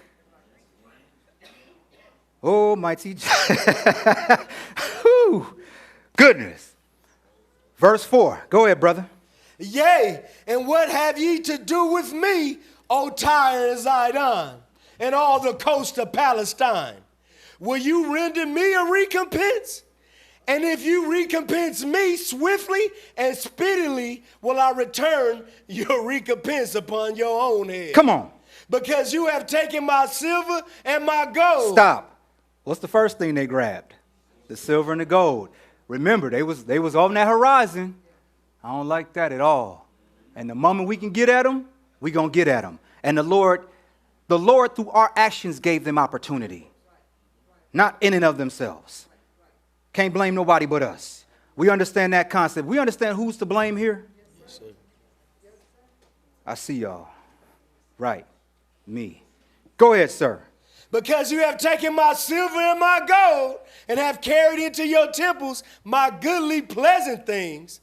The children also of Judah and the children of Jerusalem have you sold unto the Grecians, that you might remove them far from their border. That's another prophecy talking about us being sold to the Grecians. Now, I have some maps and some spreadsheets. The spreadsheets contain the numbers taken from slavevoyages.org that basically tallies up the total amount of slaves that they can find from the records from the transatlantic slave trade. I got 4 of them. So y'all look at them and pass them around. And it's 2 for each other side. I wasn't going to make 5,000 copies for y'all because I know it's just going to wind up in the trash, some of it. But take a look, pass them around. Don't ball hog them, please. Now let me explain what you guys are looking at. Now, this is what you guys are looking at. It is a map called Negro Land. Anybody ever seen the Negro Land map? All right. They named it Negro Land. And it's the Negro Land and Guinea map with the European settlements explaining what belonged to England, Holland, and Denmark. Now, what I want y'all to understand, so that's the first page. Second page is a close-up of the map of Negro Land. And it actually has in Negro land on the west coast of Africa a place called the Kingdom of Judah, Juda. So Negro land, in Negro land, there's a kingdom called the Kingdom of Judah. Think it's a coincidence? Now, on another map that's called the Negrita map, which ain't nothing, which is a Spanish word for us, if I'm not mistaken, Negrito or Negro, right? There's a place called Lemlem on this map.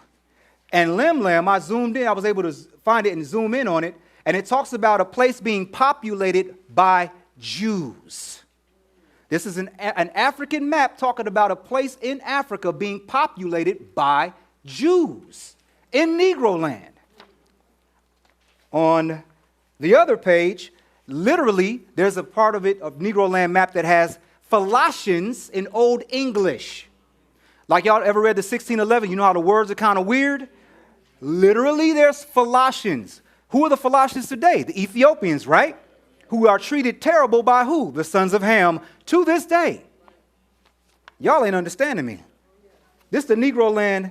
They know who we are. And on the last page is the spread out. Spreadsheet of the total of people that went into slavery that they could find. And the total that they have is 12,521,337. That's just what they could find. Because you have to remember, at a certain point, slavery was illegal. So if they had the ships, the king's ships, trying to intercept them, what would they do? Throw us overboard. These are registered legal slave trips. The total people that they say from 1501, because remember, Dum Diversis was signed, and then the Portuguese got in the game. They were in the game for 100 years before everybody else jumped in the game. That's why most of us are in South America, in Brazil, because of the sugar trade.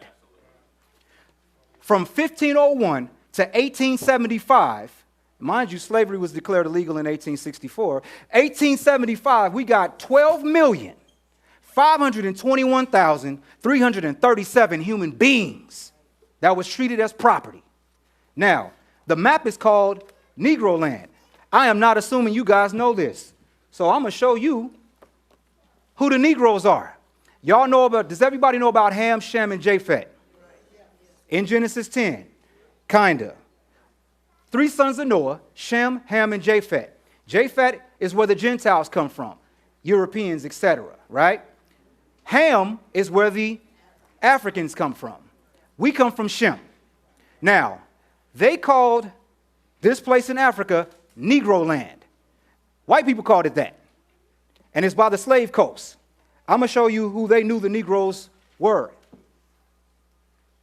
This is from the Zondervan Pictorial Bible Dictionary.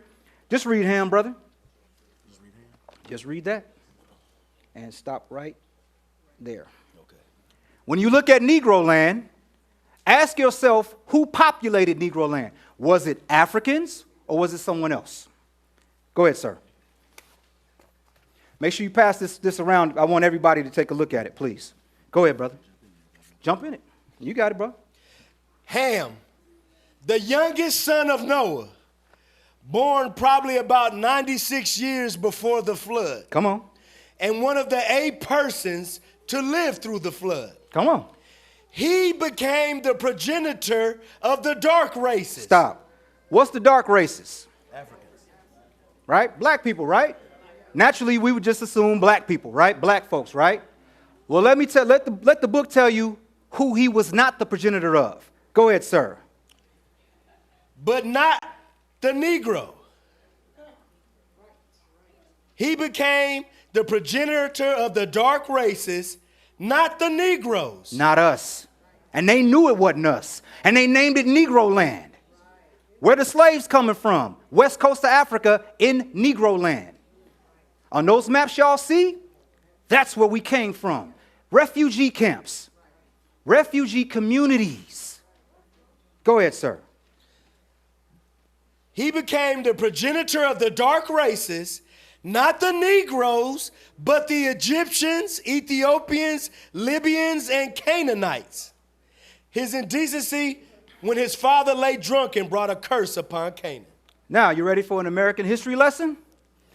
All right. We on slave ships now, because y'all looking at slave ships. The first slave ship, White Lion, landed in Virginia in 1619. It was called White Lion. Kind of ironic, right? Slavery in North America went on for 245 years, from 1619 to 1864. Again, slavery went on for 245 years. Now, let's attempt to put a number on the generational wealth we lost from our disobedience. What do the nations say about us? Let's go to Zechariah 11. Y'all still with me? Make sure you pass them Negro land maps around. Don't ball hog the Negro land maps. I'm going to get this from my collection, homie. You're going to have to find you another one. It's Debo's map, punk. Don't Debo the maps, please. It's the Sabbath. Y'all be nice to each other. Be nice. Zechariah 11. Israel will brawl over anything, boy. Zechariah 11. Fighting over chicken sandwiches and maps. Don't get it twisted. That's a psychosis, though. That's a psychosis that comes from being under chattel slavery. Y'all ain't understanding. Fighting over a chicken sandwich is a psychosis. Zechariah 11, this is what the other nations say about us. And again, this lesson is not to go kill the white man and all this other foolishness. It's for you to understand the cost of disobedience and to be able to have an intelligent conversation with someone who is a proselyte of Ben Shapiro or Jordan Peterson. Because they're not playing. They're ascribing all types of things to our condition, and they have no concept of what it is to be us. And if all they want is us to get emotional, no. I'm going to put the facts on the table. When it comes to me and my people, I'm putting the facts on the table. That's what this lesson is for. Zechariah 11, 4 through 5. Let's see what the other nations say about us. Go ahead, my brother. Thus saith the Lord my God, feed the flock of the slaughter. Of the what? Of the slaughter. Come on. Whose possessors slay them. Stop. The people that own you kill you. And what do they say when they kill you? Go ahead. And hold themselves not guilty. Your property. You're not human. Go ahead, sir. And they that sell them say... Wait, they that do what now? And they that sell them. Come on. They say, blessed be the Lord, for I am rich. And their own shepherds pity them not. Read that again, brother. Verse 5, please. Whose possessors slay them and hold themselves not guilty. And they that sell them say, blessed be the Lord, for I am rich. And their own shepherds pity them not. This is what the people, the nations, say about us even to this day. They don't consider us human beings. And I understand why. It's because of this. Back to Deuteronomy 28. I ain't giving you a chance to blame nobody but us. Don't even fix your lips to get the tripping.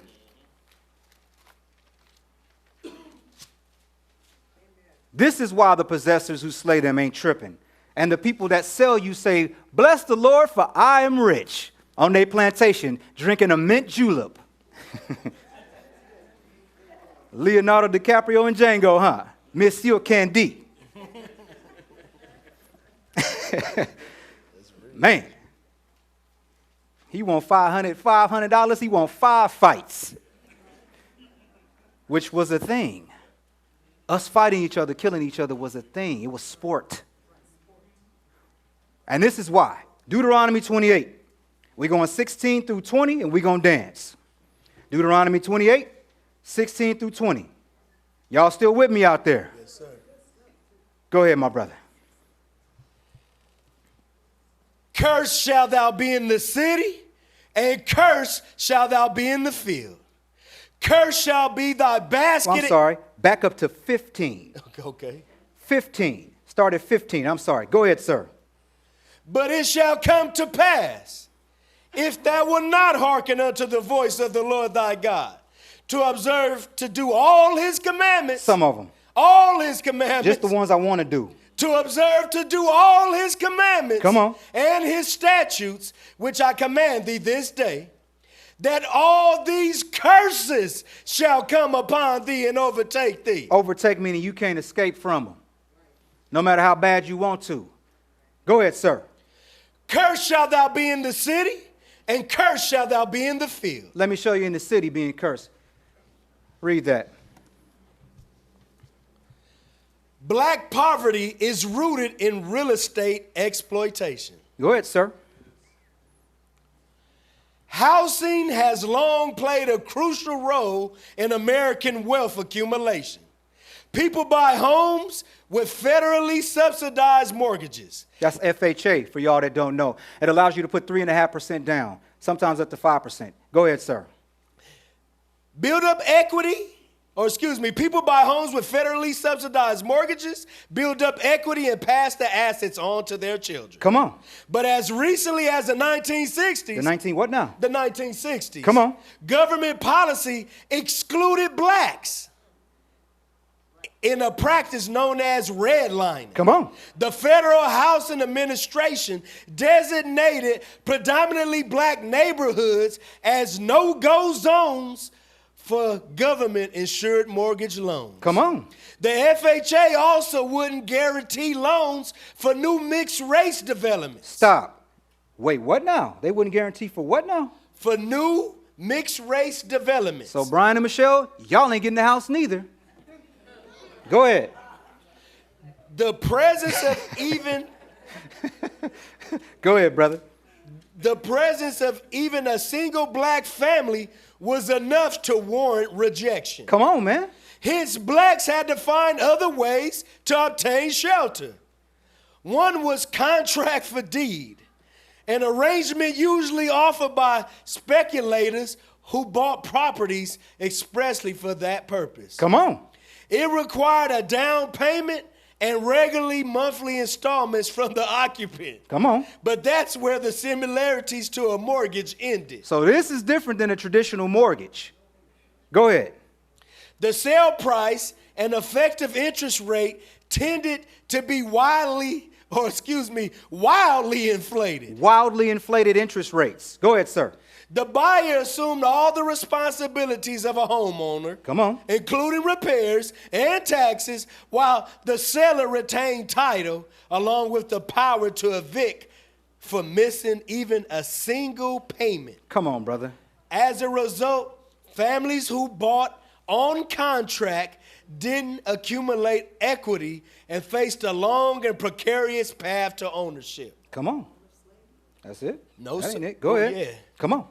Now, researchers, including Jack McNamara, who as a young Jesuit seminarian helped organize the league, have tapped those lawsuits along with municipal records and the work of other scholars. Are you reading here? Mm-hmm. Okay, go. I'm sorry. Go ahead, brother. Yeah. Go ahead. No, you're right. Go ahead. They, along with municipal records and the work of other scholars, to come up with an estimate of how much this one predatory practice in one city set back black families. We didn't read the Chicago. No. Okay. Go ahead. In one city, how much in one city set back black families? Come on. Give me a count. Using data on sales and mortgage rates, they calculated how much each family's payments exceeded what they would have been if the property had been purchased at the prevailing market price with a conventional mortgage loan. Come on, brother. They then added it up for all the contract properties they could identify from the years 1950 to 1970. So we're talking about 20 years. This is only 20 years. The practice started in the late 40s, 50s, etc. Go ahead, sir. The outcome: black families were overcharged somewhere between $3.2 billion and $4 billion in 2019 dollars. Y'all ain't hearing me. That should have been wealth that we should have passed down to our children. Give them the number again, bro. The outcome: black families were overcharged somewhere between $3.2 billion and $4 billion in 2019 dollars. That's it. Cursed in the city. Cursed in the what now? In the Cursed city. Let me show you some other curses in the city. Y'all thought y'all was going to get away? Y'all ain't getting away. Go ahead, brother.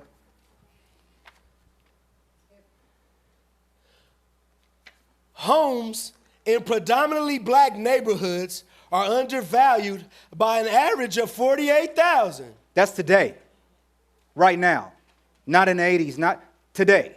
Go ahead, sir. According to a recent study by the Brookings Institution in conjunction with Gallup, the report published in November explores the myriad of reasons why home prices tend to be lower in black communities than in white ones, and how these factors have contributed to a sort of domino effect, destroying the quality of life in black neighborhoods nationwide. Because we cursed in the city. I could tell you why. I don't even got to hire no scientists. I could read the Bible and tell you that. Go ahead, brother. Decades of discriminatory, no, it's right here. Right there, sir. Go ahead, sir. Study authors Andre Perry, Jonathan Rothwell, and David Harshbarger. Stop. This is the actual study. It's separate. They diluted and distilled the information down into this. I'm giving you an excerpt. I had to read this too to figure out if what they were saying was true. Go ahead, sir. Study authors Andre Perry, Jonathan Rothwell, and David Harshbarger pointed to data from real estate database Zillow, showing that the median listing price of residential property in a majority black community in a metro city is around $184,000. Come on. Meanwhile, the median listing price in a majority white community, where black Americans account for less than 1% of the population, is well over $341,000. Come on. The authors wanted to look beyond those numbers, however, and stripped away all the other structural and neighborhood factors that plausibly could be used to explain the disparities in valuations between homes in black and white neighborhoods, like other bodies of research, black and white neighborhoods. Like other bodies of research, what they found was that years of racist policies. Years of what now? Racist policies. I want to make sure y'all wake up on that part. Go ahead. Years of racist policies, including redlining, segregation, exclusionary zoning, and deed restrictions. Stop. 4 things that we had to deal with, among other things, but that just means we cursed in the city. Y'all ain't understanding cursed in the city. Racism has a mechanism. Racism is different than prejudice. Racism has laws associated with it that makes it a mechanism. Prejudice is just, I don't like, Chinese women drivers or something stupid like that. Y'all understand what I'm saying? You can change your mind from prejudice. Racism is a structure with laws. This is systemic racism in real estate, cursed in the city. Go ahead, sir. Man. Like other bodies of research, what they found was that years of racist policies, including redlining, segregation, exclusionary zoning, and deed restrictions, among others, have eroded opportunities for wealth and financial security in black communities. Come on, man. Yet they wanted to know more, specifically how they could determine how much racism siphons wealth from black homeowners. That's where the $48,000 comes in. Come on. That's the amount the average home in a majority black neighborhood is undervalued. Come on. Relative to an identical home in an identical all-white neighborhood. We're talking apples to apples comparison. We're talking the genesis or the mechanism for gentrification. We're talking the methodology for gentrification, which is your neighborhoods deteriorate, it goes down, the investors come in, they buy it way undervalued, refurbish it, refix it, and then sell it for millions of dollars. Like the houses behind the jungles. The houses behind the jungles. Y'all know the jungles. One way in, one way out. What, Denzel in Training Day? Yeah. Where the Bloods at? Yeah. Millions of dollars. You got Bloods down there and you got $2-3 million houses over the Bloods. Gentrification. This mechanism. Y'all ain't hearing me. Go ahead, my brother. Once you properly adjust for all the other structural and neighborhood characteristics that could plausibly affect that number. So once you say, well, it's all this and all this and all that, you come to this conclusion. Go ahead, sir. The Washington Post's Christopher Ingram wrote, that's the cost of racial bias. Decades of discriminatory housing policies have essentially amounted to 156 billion in cumulative losses. Give me that number one more time. Just the number, brother. 156 billion. That was from 50 to today. It ain't stopped. Y'all think cursed in the city has stopped? We still cursed in the city. We ain't in our cities. Y'all understanding that? Y'all got that same look on my face when I found that. Remember, no Jamaican freedom fighters, okay? Don't be mad. Just be mad at who it is. It's us. We done with that? Decades of discriminatory housing policies have essentially amounted to 156 billion in cumulative losses for the nation's black homeowners, according to the report. We're done with that. Back to the curses. Deuteronomy 28, pick it up at verse 17. Cursed in the city. Deuteronomy what now? Deuteronomy 28. Let's pick it up at verse 17, sir. We in the curses. We off them slave ships now. Go ahead, sir. Cursed shall be thy basket and thy store. Come on. Cursed shall be the fruit of thy body and the fruit of thy land, the increase of thy kind and the flocks of thy sheep. Come on. Cursed shalt thou be when thou comest in, and cursed shalt thou be when thou goest out. Come on, brother. The Lord shall send upon thee cursing, vexation, and rebuke in all that thou settest thine hand unto for to do, until thou be destroyed, and until thou perish quickly. Slowly. Until thou perish quickly. Come on. Because of the wickedness of thy doings. Because of the white man. Because of the wickedness of thy doings. Come on. Whereby thou hast forsaken me. Skip down to verse 29. Don't blame the white man. Don't blame nobody. It's our forefathers and foremothers. Go ahead, sir.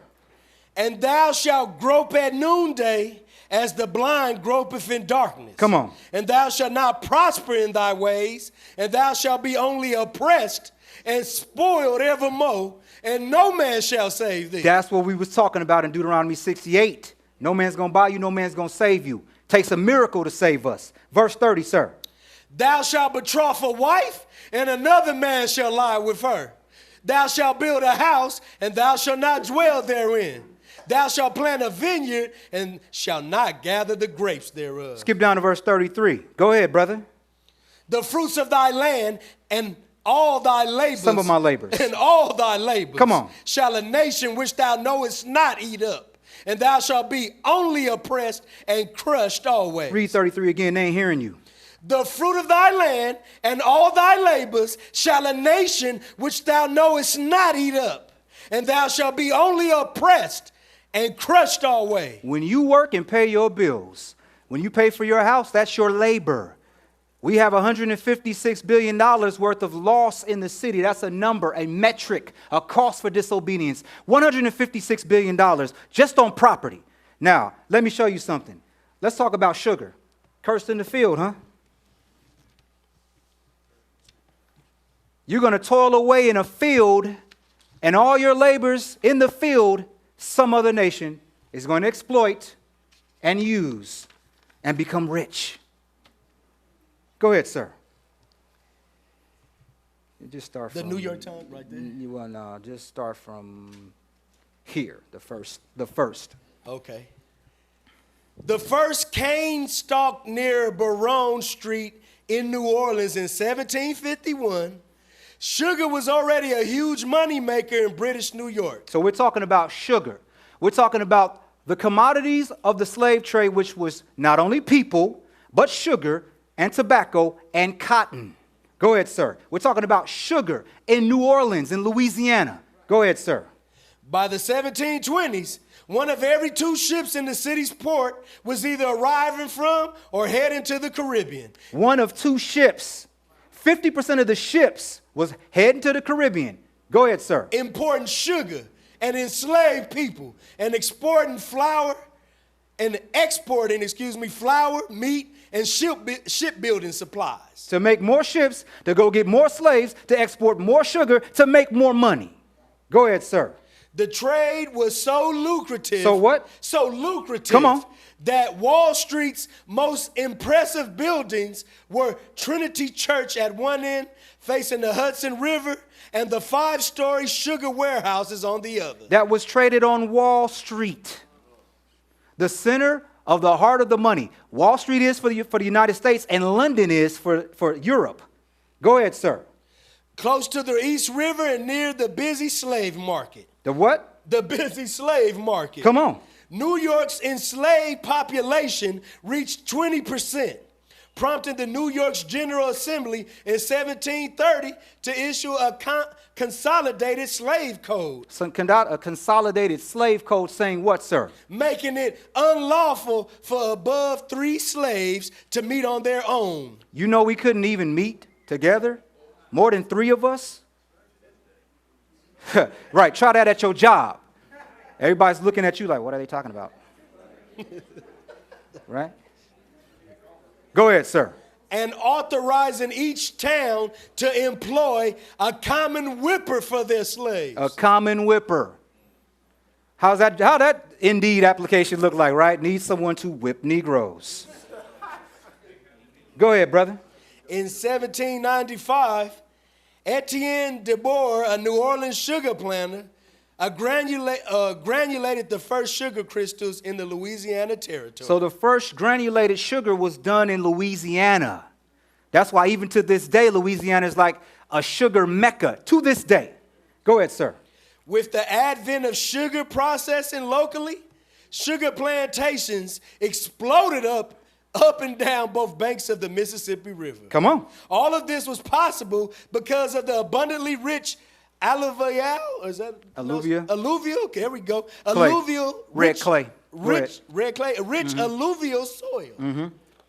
Combined with the technical mastery of seasoned French and Spanish planters from around the cane-growing basin of the Gulf and the Caribbean. Come on. And because of the toil of thousands of enslaved people, more French planters and their enslaved expert sugar workers poured into Louisiana as Toussaint L'Ouverture and Jean-Jacques Dessalines led a successful revolution to secure Haiti's independence from France. So after Haiti fell, they just moved the operations to Louisiana. You know how Gentiles are. They are masters at pivots. Well, that didn't work there. Let's go here. We can get everything more efficient. Everything is about efficiency in business. Slavery was a business. It was not personal. Go ahead, sir. 1845. Come on. Within 5 decades, Louisiana planters were producing a quarter of the world's cane sugar supply. Stop. In Louisiana, 25% of the world's sugar was coming out of Louisiana. Go ahead, sir. During her antebellum reign, Queen Sugar bested King Cotton, making Louisiana making Louisiana per capita. How should I do that? It covered over it, so yeah. Where are we? We're right here.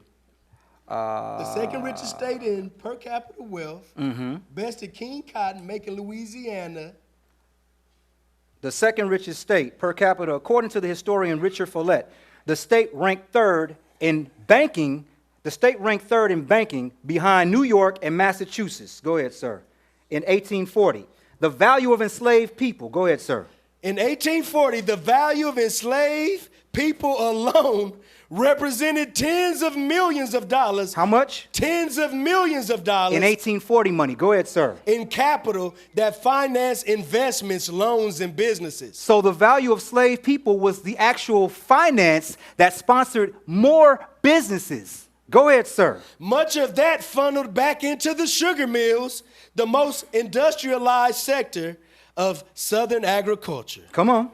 Follett writes in his 2005 book, Sugar Masters, Planters and Slaves in Louisiana's Cane World, which was from 1820 to 1860, no other agricultural region came close to the amount of Capital investment. Capital investment in In farming. farming Go ahead. by the eve of the Civil War. In other words, sugar has so much money coming in, it was smashing on cotton. And the money that was coming from sugar and that trade funded a plethora of other things, other businesses. Go ahead, sir. In 1853, Representative Miles Taylor of Louisiana bragged that his state's success in the United States, or indeed in the world in any branch of industry. So in other words, nobody could see Louisiana because we got so much money. All your energy and your effort in those slave fields and in chattel slavery was going to be enjoyed by another nation. And I dare say nations. Again, don't turn into a reggae freedom fighter and start trying to get Jah to recompense nobody. I'm just showing you the cost of disobedience. Y'all with me still? Back to the curses. Let's pick it up at verse 43, Deuteronomy 28. Verse 43. This is the cost of disobedience. And I got a grand total for you too. Deuteronomy 28, verse 43 through 46. Go ahead, my brother. The stranger that is within thee shall get up above thee very high, and thou shalt come down very low. Notice he didn't say any particular stranger. He said everybody is going to be over you. Go ahead, brother. He shall lend to thee, and thou shalt not lend to him. He shall be the head, and thou shalt be the tail. Read 44 again, brother. He shall lend to thee, and thou shalt not lend to him. He shall be the head, and thou shalt be the tail. When you borrow money, typically where do you borrow money from? The bank, correct? Not the pawn shop. That too. But mostly the bank. I'm going to show you the money that was in the bank that was being loaned from you to other people. Read this. I'm just giving you two banks that verified they did business, or should I say they profited from the slave trade. There's 15. I'm only giving you two banks. Go ahead, sir. Okay. The article was 15 major corporations you never knew profited from slavery. J.P. Morgan Chase admitted their company's links to slavery. Stop, let that soak in. Who got a Chase card in their pocket right now? Welcome. Go ahead, sir. Today, we are reporting that this research found that between 1831 and 1865, two of our predecessor banks, Citizens Bank and Canal Bank in Louisiana. Of where? In Louisiana. Oh, remember that sugar trade we just read about? Right. That was an acquisition. Go ahead, sir. Accepted approximately 13,000 enslaved individuals as collateral. Stop. He shall lend to you, but he's going to lend to you on you. Y'all ain't hearing me. We were collateralized, and people, there's this concept, okay, here we go, finance. There's a concept called hypothecation, where you can take an asset, take it to a bank, lodge it into the bank, and they'll give you some value based upon that. We were hypothecated against. They took us and used us for collateral to loan money to us. Y'all don't see the twisted genius of that? That's like twisted genius. Go ahead, brother. I'll read that again. Go ahead. Today, we are reporting that this research found that between 1831 and 1865, two of our predecessor banks, Citizens Bank and Canal Bank in Louisiana, accepted approximately 13,000 enslaved individuals as collateral on loans and took ownership of approximately 1,250 of them when the plantation owners defaulted on the loans. Gentiles don't play with each other. You don't pay? Give me those slaves. Give me the next one. Give me number 2, sir. Next page. That was J.P. Morgan Chase. Everybody, a large majority of people deal with Chase. Go ahead, sir. Brown Brothers Harriman. Now, that's Brown University's founders, just so you know. Brown University's founders. Go ahead, sir. Brown Brothers Harriman is the oldest and largest private investment bank and securities firm in the United States. I never heard of them until I read this. Behind the scenes. We all heard of, Blackwell and et cetera. Never heard of them. Go ahead, brother. Founded in 1818, USA Today found that the New York Merchant Bank of James and William Brown, currently known as Brown Brothers Harriman, owned hundreds of enslaved Africans and financed the cotton economy by lending millions to southern planters, merchants, and cotton brokers. He's going to lend to you and everyone else on you. On not only you, but the money that you generated. That is the cost of being disobedient to our God. Y'all ain't hearing me. I think y'all hearing me. I see some dreadlocks starting to grow in the crowd. Oh, Lord. Again, this ain't what this is for. Let's go back to the curses. Pick it up at verse 45, my brother. Verse 45. Deuteronomy 28, verse 45. Go ahead, my brother. Moreover, all these curses shall come upon thee, and shall pursue thee, and overtake thee, till thou be destroyed. Come on. Because thou hearkenest not unto the voice of the Lord thy God. No, that's it, because the white man is a super duper genius and has been able to orchestrate all of this stuff globally for the last 400 years, etc. No, sir. What did that say? Because thou hearkenest not unto the voice of the Lord thy God, to keep his commandments and his statutes which he commanded thee. Come on. And they shall be upon thee for a sign and for a wonder, and upon thy seed forever. This is how you know who the children of Israel are. The curses that we just went through. And the metric, the value that was associated with it. Now, after the 13th Amendment in 1864, we were free without any money, no transfer of property, no goods, no clothing, nor wealth which to build anything. Then we got the so-called, after the so-called freedom, we have the black codes of 1865 and 1866. Then after the black codes, which are the vagrancy laws. In other words, if you're caught moving around as a black person without a job or without property, you were arrested for being vagrant. But I was just freed from slavery and I don't have any land. I don't have 40 acres and a mule, so how can you arrest me for being vagrant? This is a system, all right? So after the black codes, they were repealed by Reconstruction in 1877. Then those laws were remixed into Jim Crow in 1878. Jim Crow was repealed 86 years later. Jim Crow, separate but equal, went on for 86 years. They was later repealed by the Civil Rights Act of 1964. And 1964 was only 55 years ago. So we've literally only been able to eat in the same restaurants and go to the same schools and invest in the same banks for 55 years. Y'all ain't understanding. Y'all with me on that? Y'all understand we only 2 generations from not being able to drink out a water fountain? Now, let's take a wealth check. We went from $128 billion in 970 BC to this. I'm just going to stand back. I'm just going to let you read it. Page 46. This book, tell them what that book is. The title of the book is The Black Tax, The Cost of Being Black in America. This brother right here, his research was impeccable. All the research I kept running across him.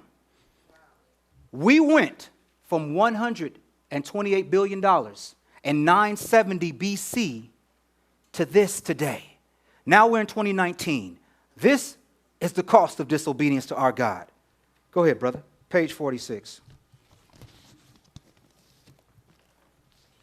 You want some water before you read this? No, you sure? Okay. All right, man. Go ahead, brother. To get a sense of the value of slaves to the American economy, consider that in 1860, the value of America's 4 million slaves accounted for 16% to 20% of all U.S. wealth, or 1 to 2 years of national income. We're talking GDP numbers. The numbers are so huge, you have to associate them by gross domestic product. In other words, what the United States as a country brings in is how you can actually fathom these numbers. Y'all understand that concept? Go ahead, sir. The total United States wealth in 2016 was about 85 trillion. How much? 85 trillion. Come on. The value of slaves as a function of United States wealth in 2016 would be the equivalent of 14 trillion to 17 trillion, or about 15.5 trillion. Stop. Functionality, GDP-wise, we're talking 15T. 15T. 1,000 billions. 1 trillion is 1,000 billions. Now, I know these numbers are flying over y'all head. I just want y'all to understand the magnitude of what we lost. Go ahead, sir. The U.S. national income in 2016 was 19 trillion. Come on. The value of slaves as a function of U.S. national income in 2016 would be the equivalent of 19 trillion to 38 trillion, or about 28.5 trillion. 28.5 trillion. Go ahead, sir.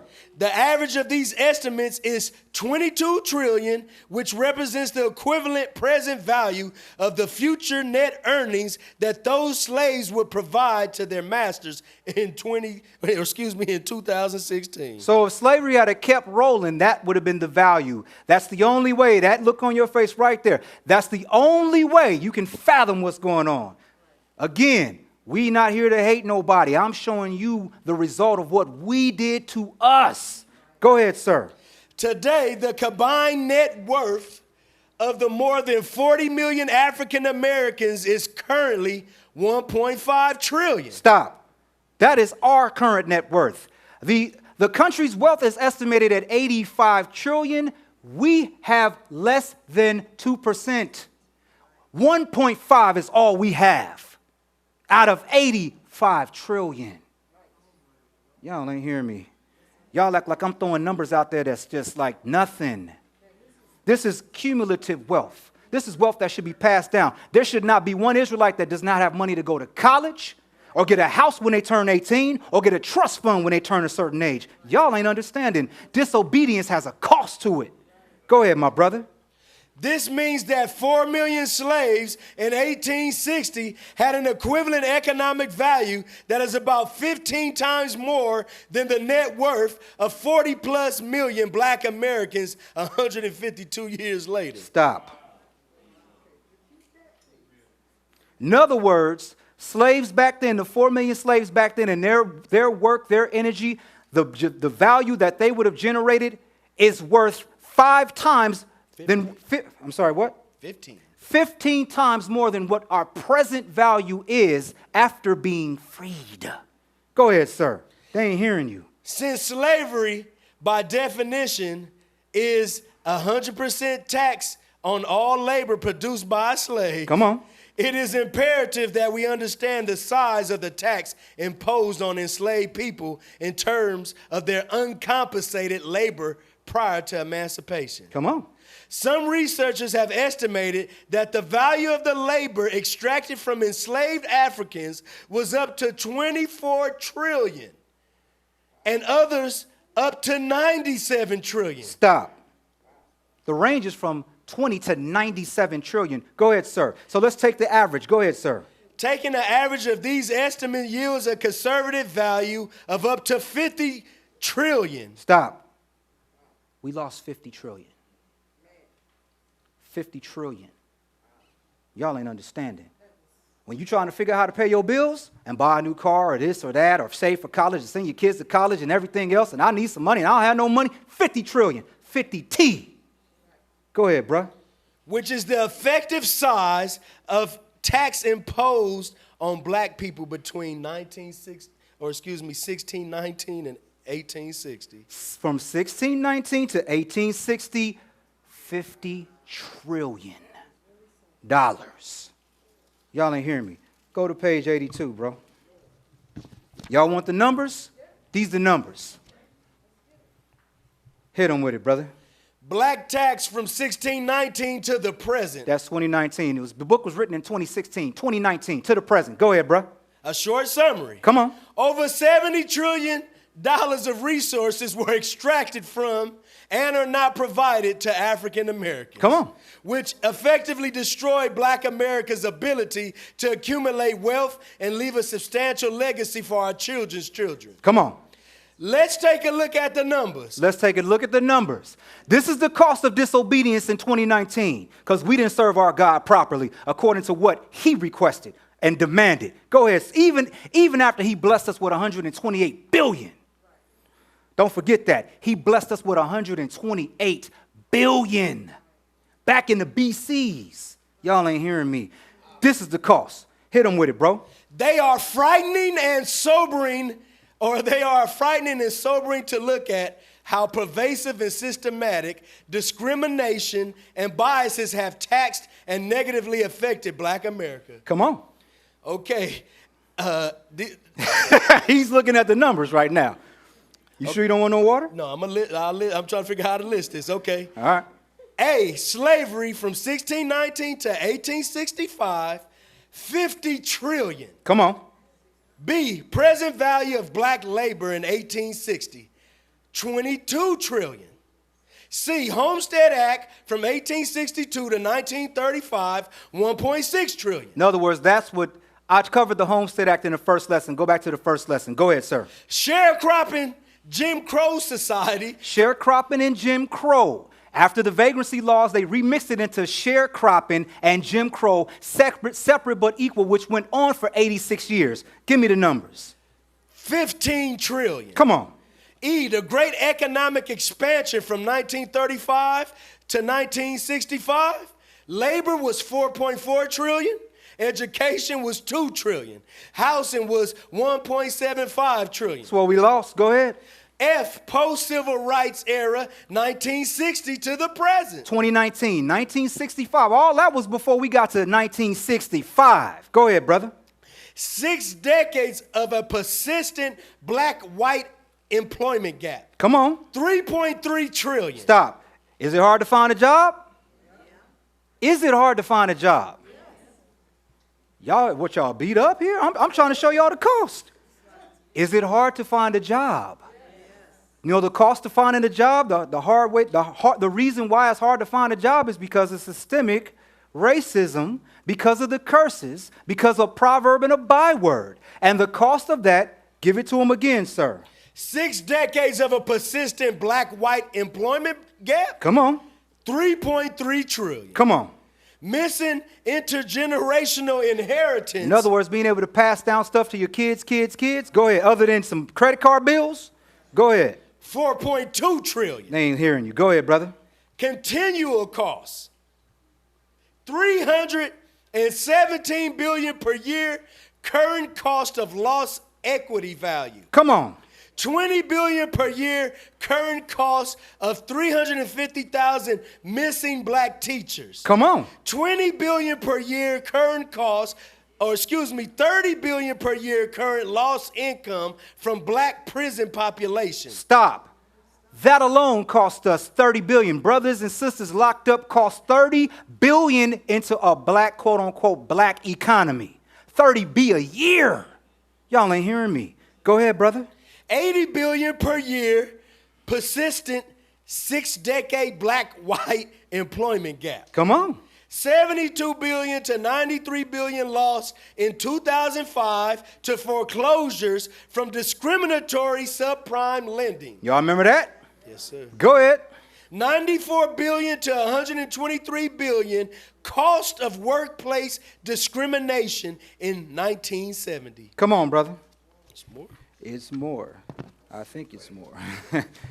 Go to page 89. Y'all thought y'all was going to get away, huh? I'm just trying to show y'all the cost of being disobedient, man. Like, we got to straighten up and fly right, right? So it could be better, right?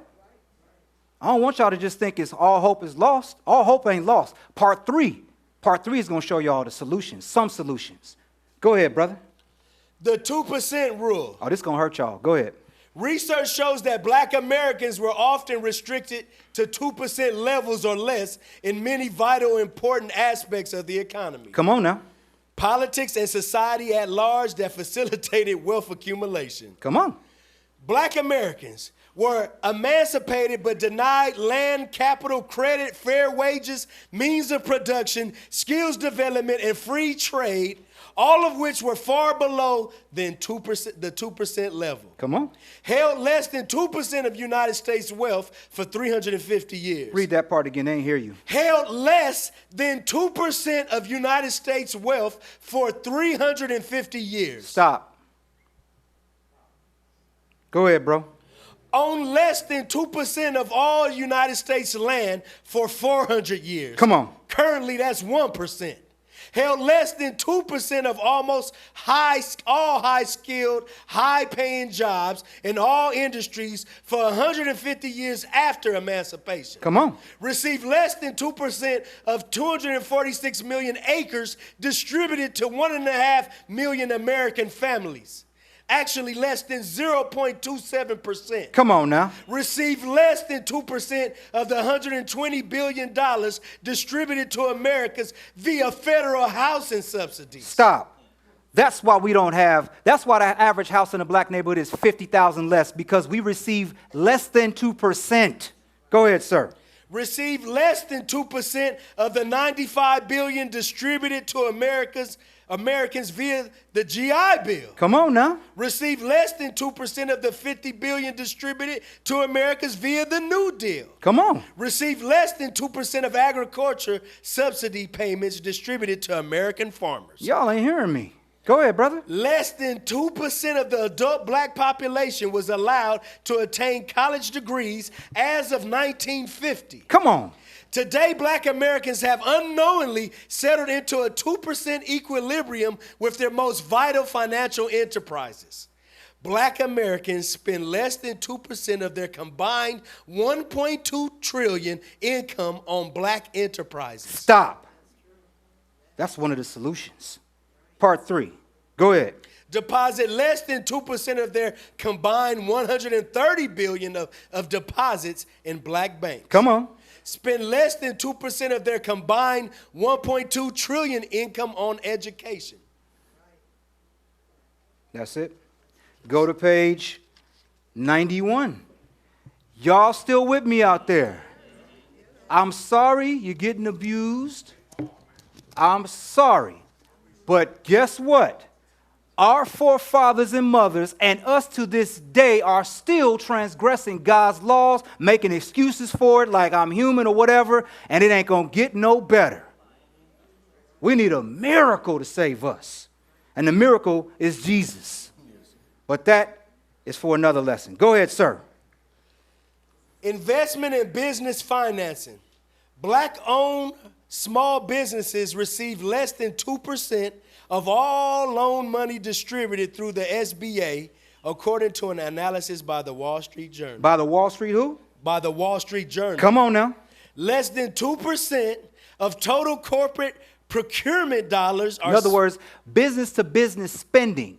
Business-to-business spending is less than 2% from Coca-Cola to a black company, and all other companies, less than 2%. Go ahead, sir. Less than 2% of total corporate procurement dollars are spent with black-owned businesses. Come on. Less than 2% of tech companies with black founders receive venture capital funding. Research conducted by Venrock Vice President Richard Kirby in 2015 found that black investors comprise less than 2% of the venture capital industry. Now, y'all thinking that's just in North America. That's just here, Font. Go to that handout right there. You're the Latin America. The curses are going to follow us, overtake us, no matter where we're trying to hide. It just ain't in North America. It just ain't in North America. What's popping in South America? Show them what's popping in South America, my brother.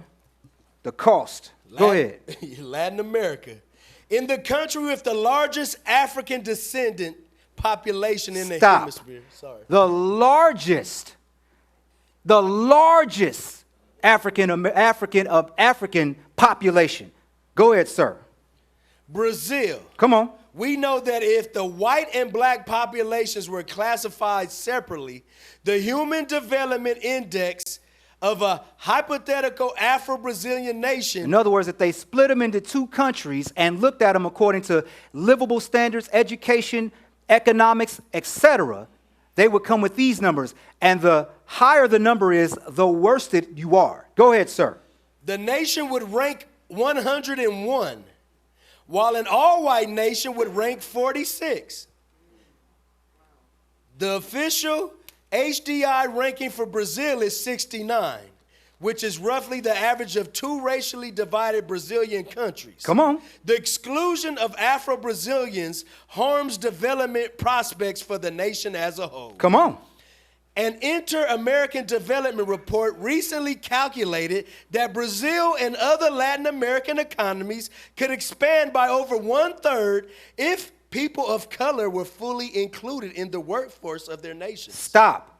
Just by getting some brothers and sisters some jobs would lift the total economy in South America.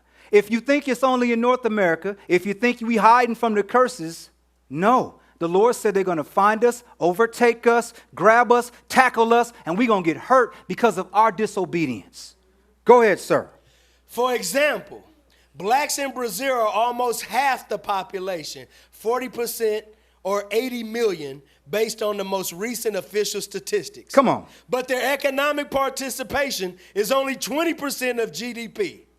Unemployment is 50% higher among Afro-Brazilians than whites. Unemployment is 50% higher in Brazil. Sound familiar? Cursed is your field, your store. It ain't just in North America. It's in South America also. Go ahead, sir. And blacks who are employed earn less than half of what whites earn. Come on. The majority of Afro-Brazilians, 78%, live below the poverty line. 78% of us in Brazil, Israel, lives below the poverty line. 78%. 80%. Y'all ain't hearing me. That's why when Bowie say we the top of the line slaves, we are the top of the line slaves, but slaves nonetheless. Go ahead, sir. Compared to 40% of whites. Come on. Colombia has the second largest African descendant population in the region. Come on. Afro-Colombians make up about 20% of the entire population. Come on. But represent well over 75% of the poor and earn 34% less than their non-black counterparts. 75% of poverty in Colombia, where we are, Afro-Colombians. Some of them right now are living in shacks without running water. And literally, the government's war on drugs has them in a twist because they're growing food to eat. But see, the planes from the United States come over and spray the cocaine fields, and they can't even eat the food that they need to sustain their families. That's happening right now in Colombia. Y'all ain't understanding the cost. Go ahead, my brother. Lack of access to jobs and lower wages are problems facing African descendants throughout the Latin American region. The gap between the races has broad development consequences, particularly in larger nations like Brazil and Colombia. Afro descendants have not benefited from development improvements, and the gap stifles development for those nations as a whole. Now, I know y'all saying, all right, that's just this hemisphere.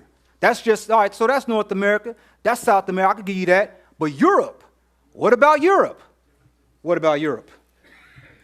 Europeans of African descent, black Europeans, race, rights, and politics. This is an agenda from a meeting in Washington on 2013 at SGD 50, what is that? Dirkskin Senate office building. This was an agenda that they were talking about. These are, well, I'm gonna let that tell you. Go ahead, bro. Flip the page. Just read that. If you think it's better in Europe, it ain't. Go ahead, sir. Racist acts targeting black cabinet level officials in Italy and France. Stop. We ain't talking regular black people. We're talking to senators and congressmen are experiencing racist violent acts in Europe. Members of the government. Y'all ain't hearing me. If y'all think it's better anywhere, the curses ain't a game. Go ahead, brother. Racist acts targeting black cabinet level officials in Italy and France have put a spotlight on the experiences of the 7 to 10 million people of African descent in Europe, black Europeans. 7 to 10 million of us getting treated like we get treated over here, like we get treated everywhere. Go ahead, sir. A visible minority in Europe, often unacknowledged despite a centuries-long presence in Europe. How long we been in Europe? Centuries-long presence. Come on. Black Europeans have increasingly become the targets of discrimination, pernicious racial profiling, and violent hate crimes, impacting equal access to housing, employment, education, and justice. Same thing we going through over here. Same thing in South America. Same thing in Europe. If y'all think the curses are not real from an economic standpoint, someone cannot argue that there is a problem. Go ahead, sir. Europe today grapples with the complex intersection of national identity, decreasing birth rates, increasing immigration, security concerns, and a rise in extremist political parties and vigilantism. Come on. In this context, the experience of black Europeans increasingly serves as a measure of the strength of European democracies and commitments to human rights. The briefing discussed the work of black European rights organizations and the efforts of the international community to address issues of inequality, discrimination, and inclusion for black Europeans. In addition to discussing similarities and work with African American civil rights organizations. So they're trying to figure out why it's so bad in Europe for black people. Talking to some other black people who's getting it bad in America. Not that they got the answers, because they don't know the answers. They want to run from it. Remember, everybody will tell you, I'm not cursed. I'm highly blessed and highly favored. I'm not cursed. Your pockets is letting you know you cursed. Now, here's where we stand globally in 2019. Here's where we stand in America in 2019. As far as wealth, last reference. Go ahead, brother. This right here? That's it. Stop. Are we convinced that we're under a financial curse? Is there a cost to disobedience? Okay, just making sure. Just making sure. Go ahead, bro. The title is Blacks Will Take Hundreds of Years to Catch Up. Wait, what now? Blacks will do what now? Blacks will take hundreds of years to catch up to white wealth. Tell me where that article came from, sir. Money.cnn.com. This came from CNN. Go ahead, sir. The wealth gap between blacks and whites in America will take hundreds of years to close, if ever. If current trends persist, which they will, it will take 228 years for black families to accumulate the same amount of wealth as whites. How many years? 228 years for black families to accumulate the same amount of wealth as whites, according to a report released this week from the Corporation for Economic Development and the Institute for Policy Studies. Just wears you out, doesn't it, Jay? Go ahead, brother. For Latino families, it would take 84 years. That's not as bad. Still bad, but not as bad as 200. Go ahead.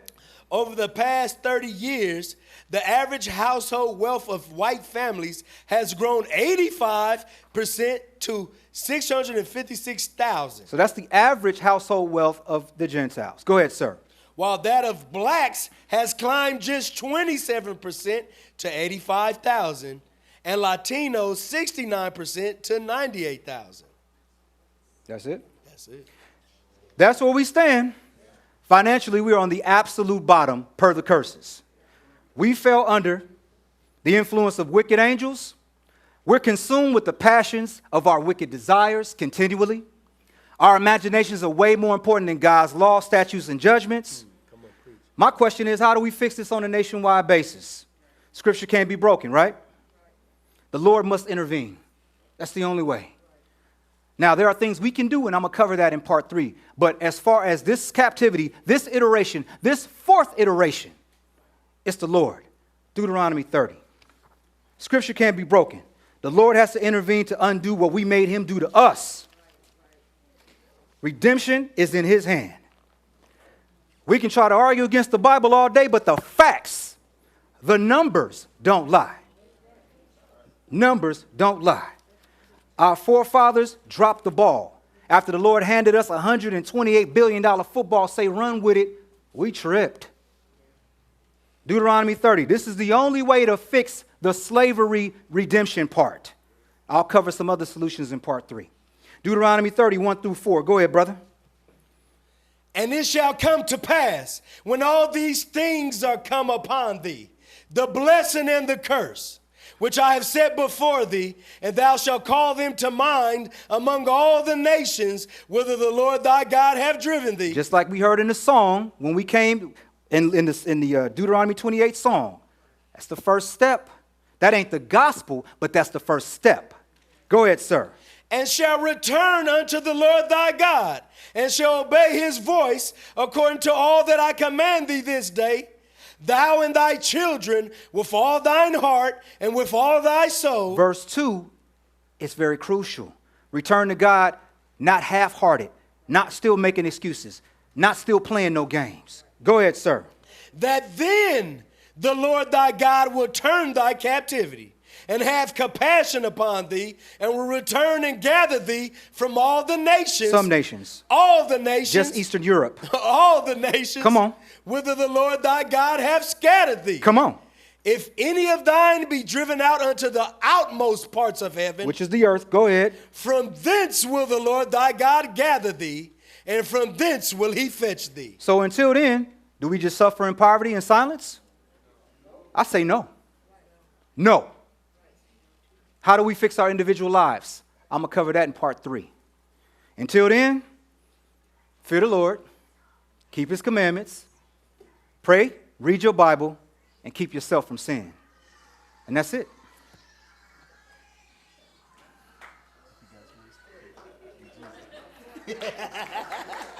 The other nations. No.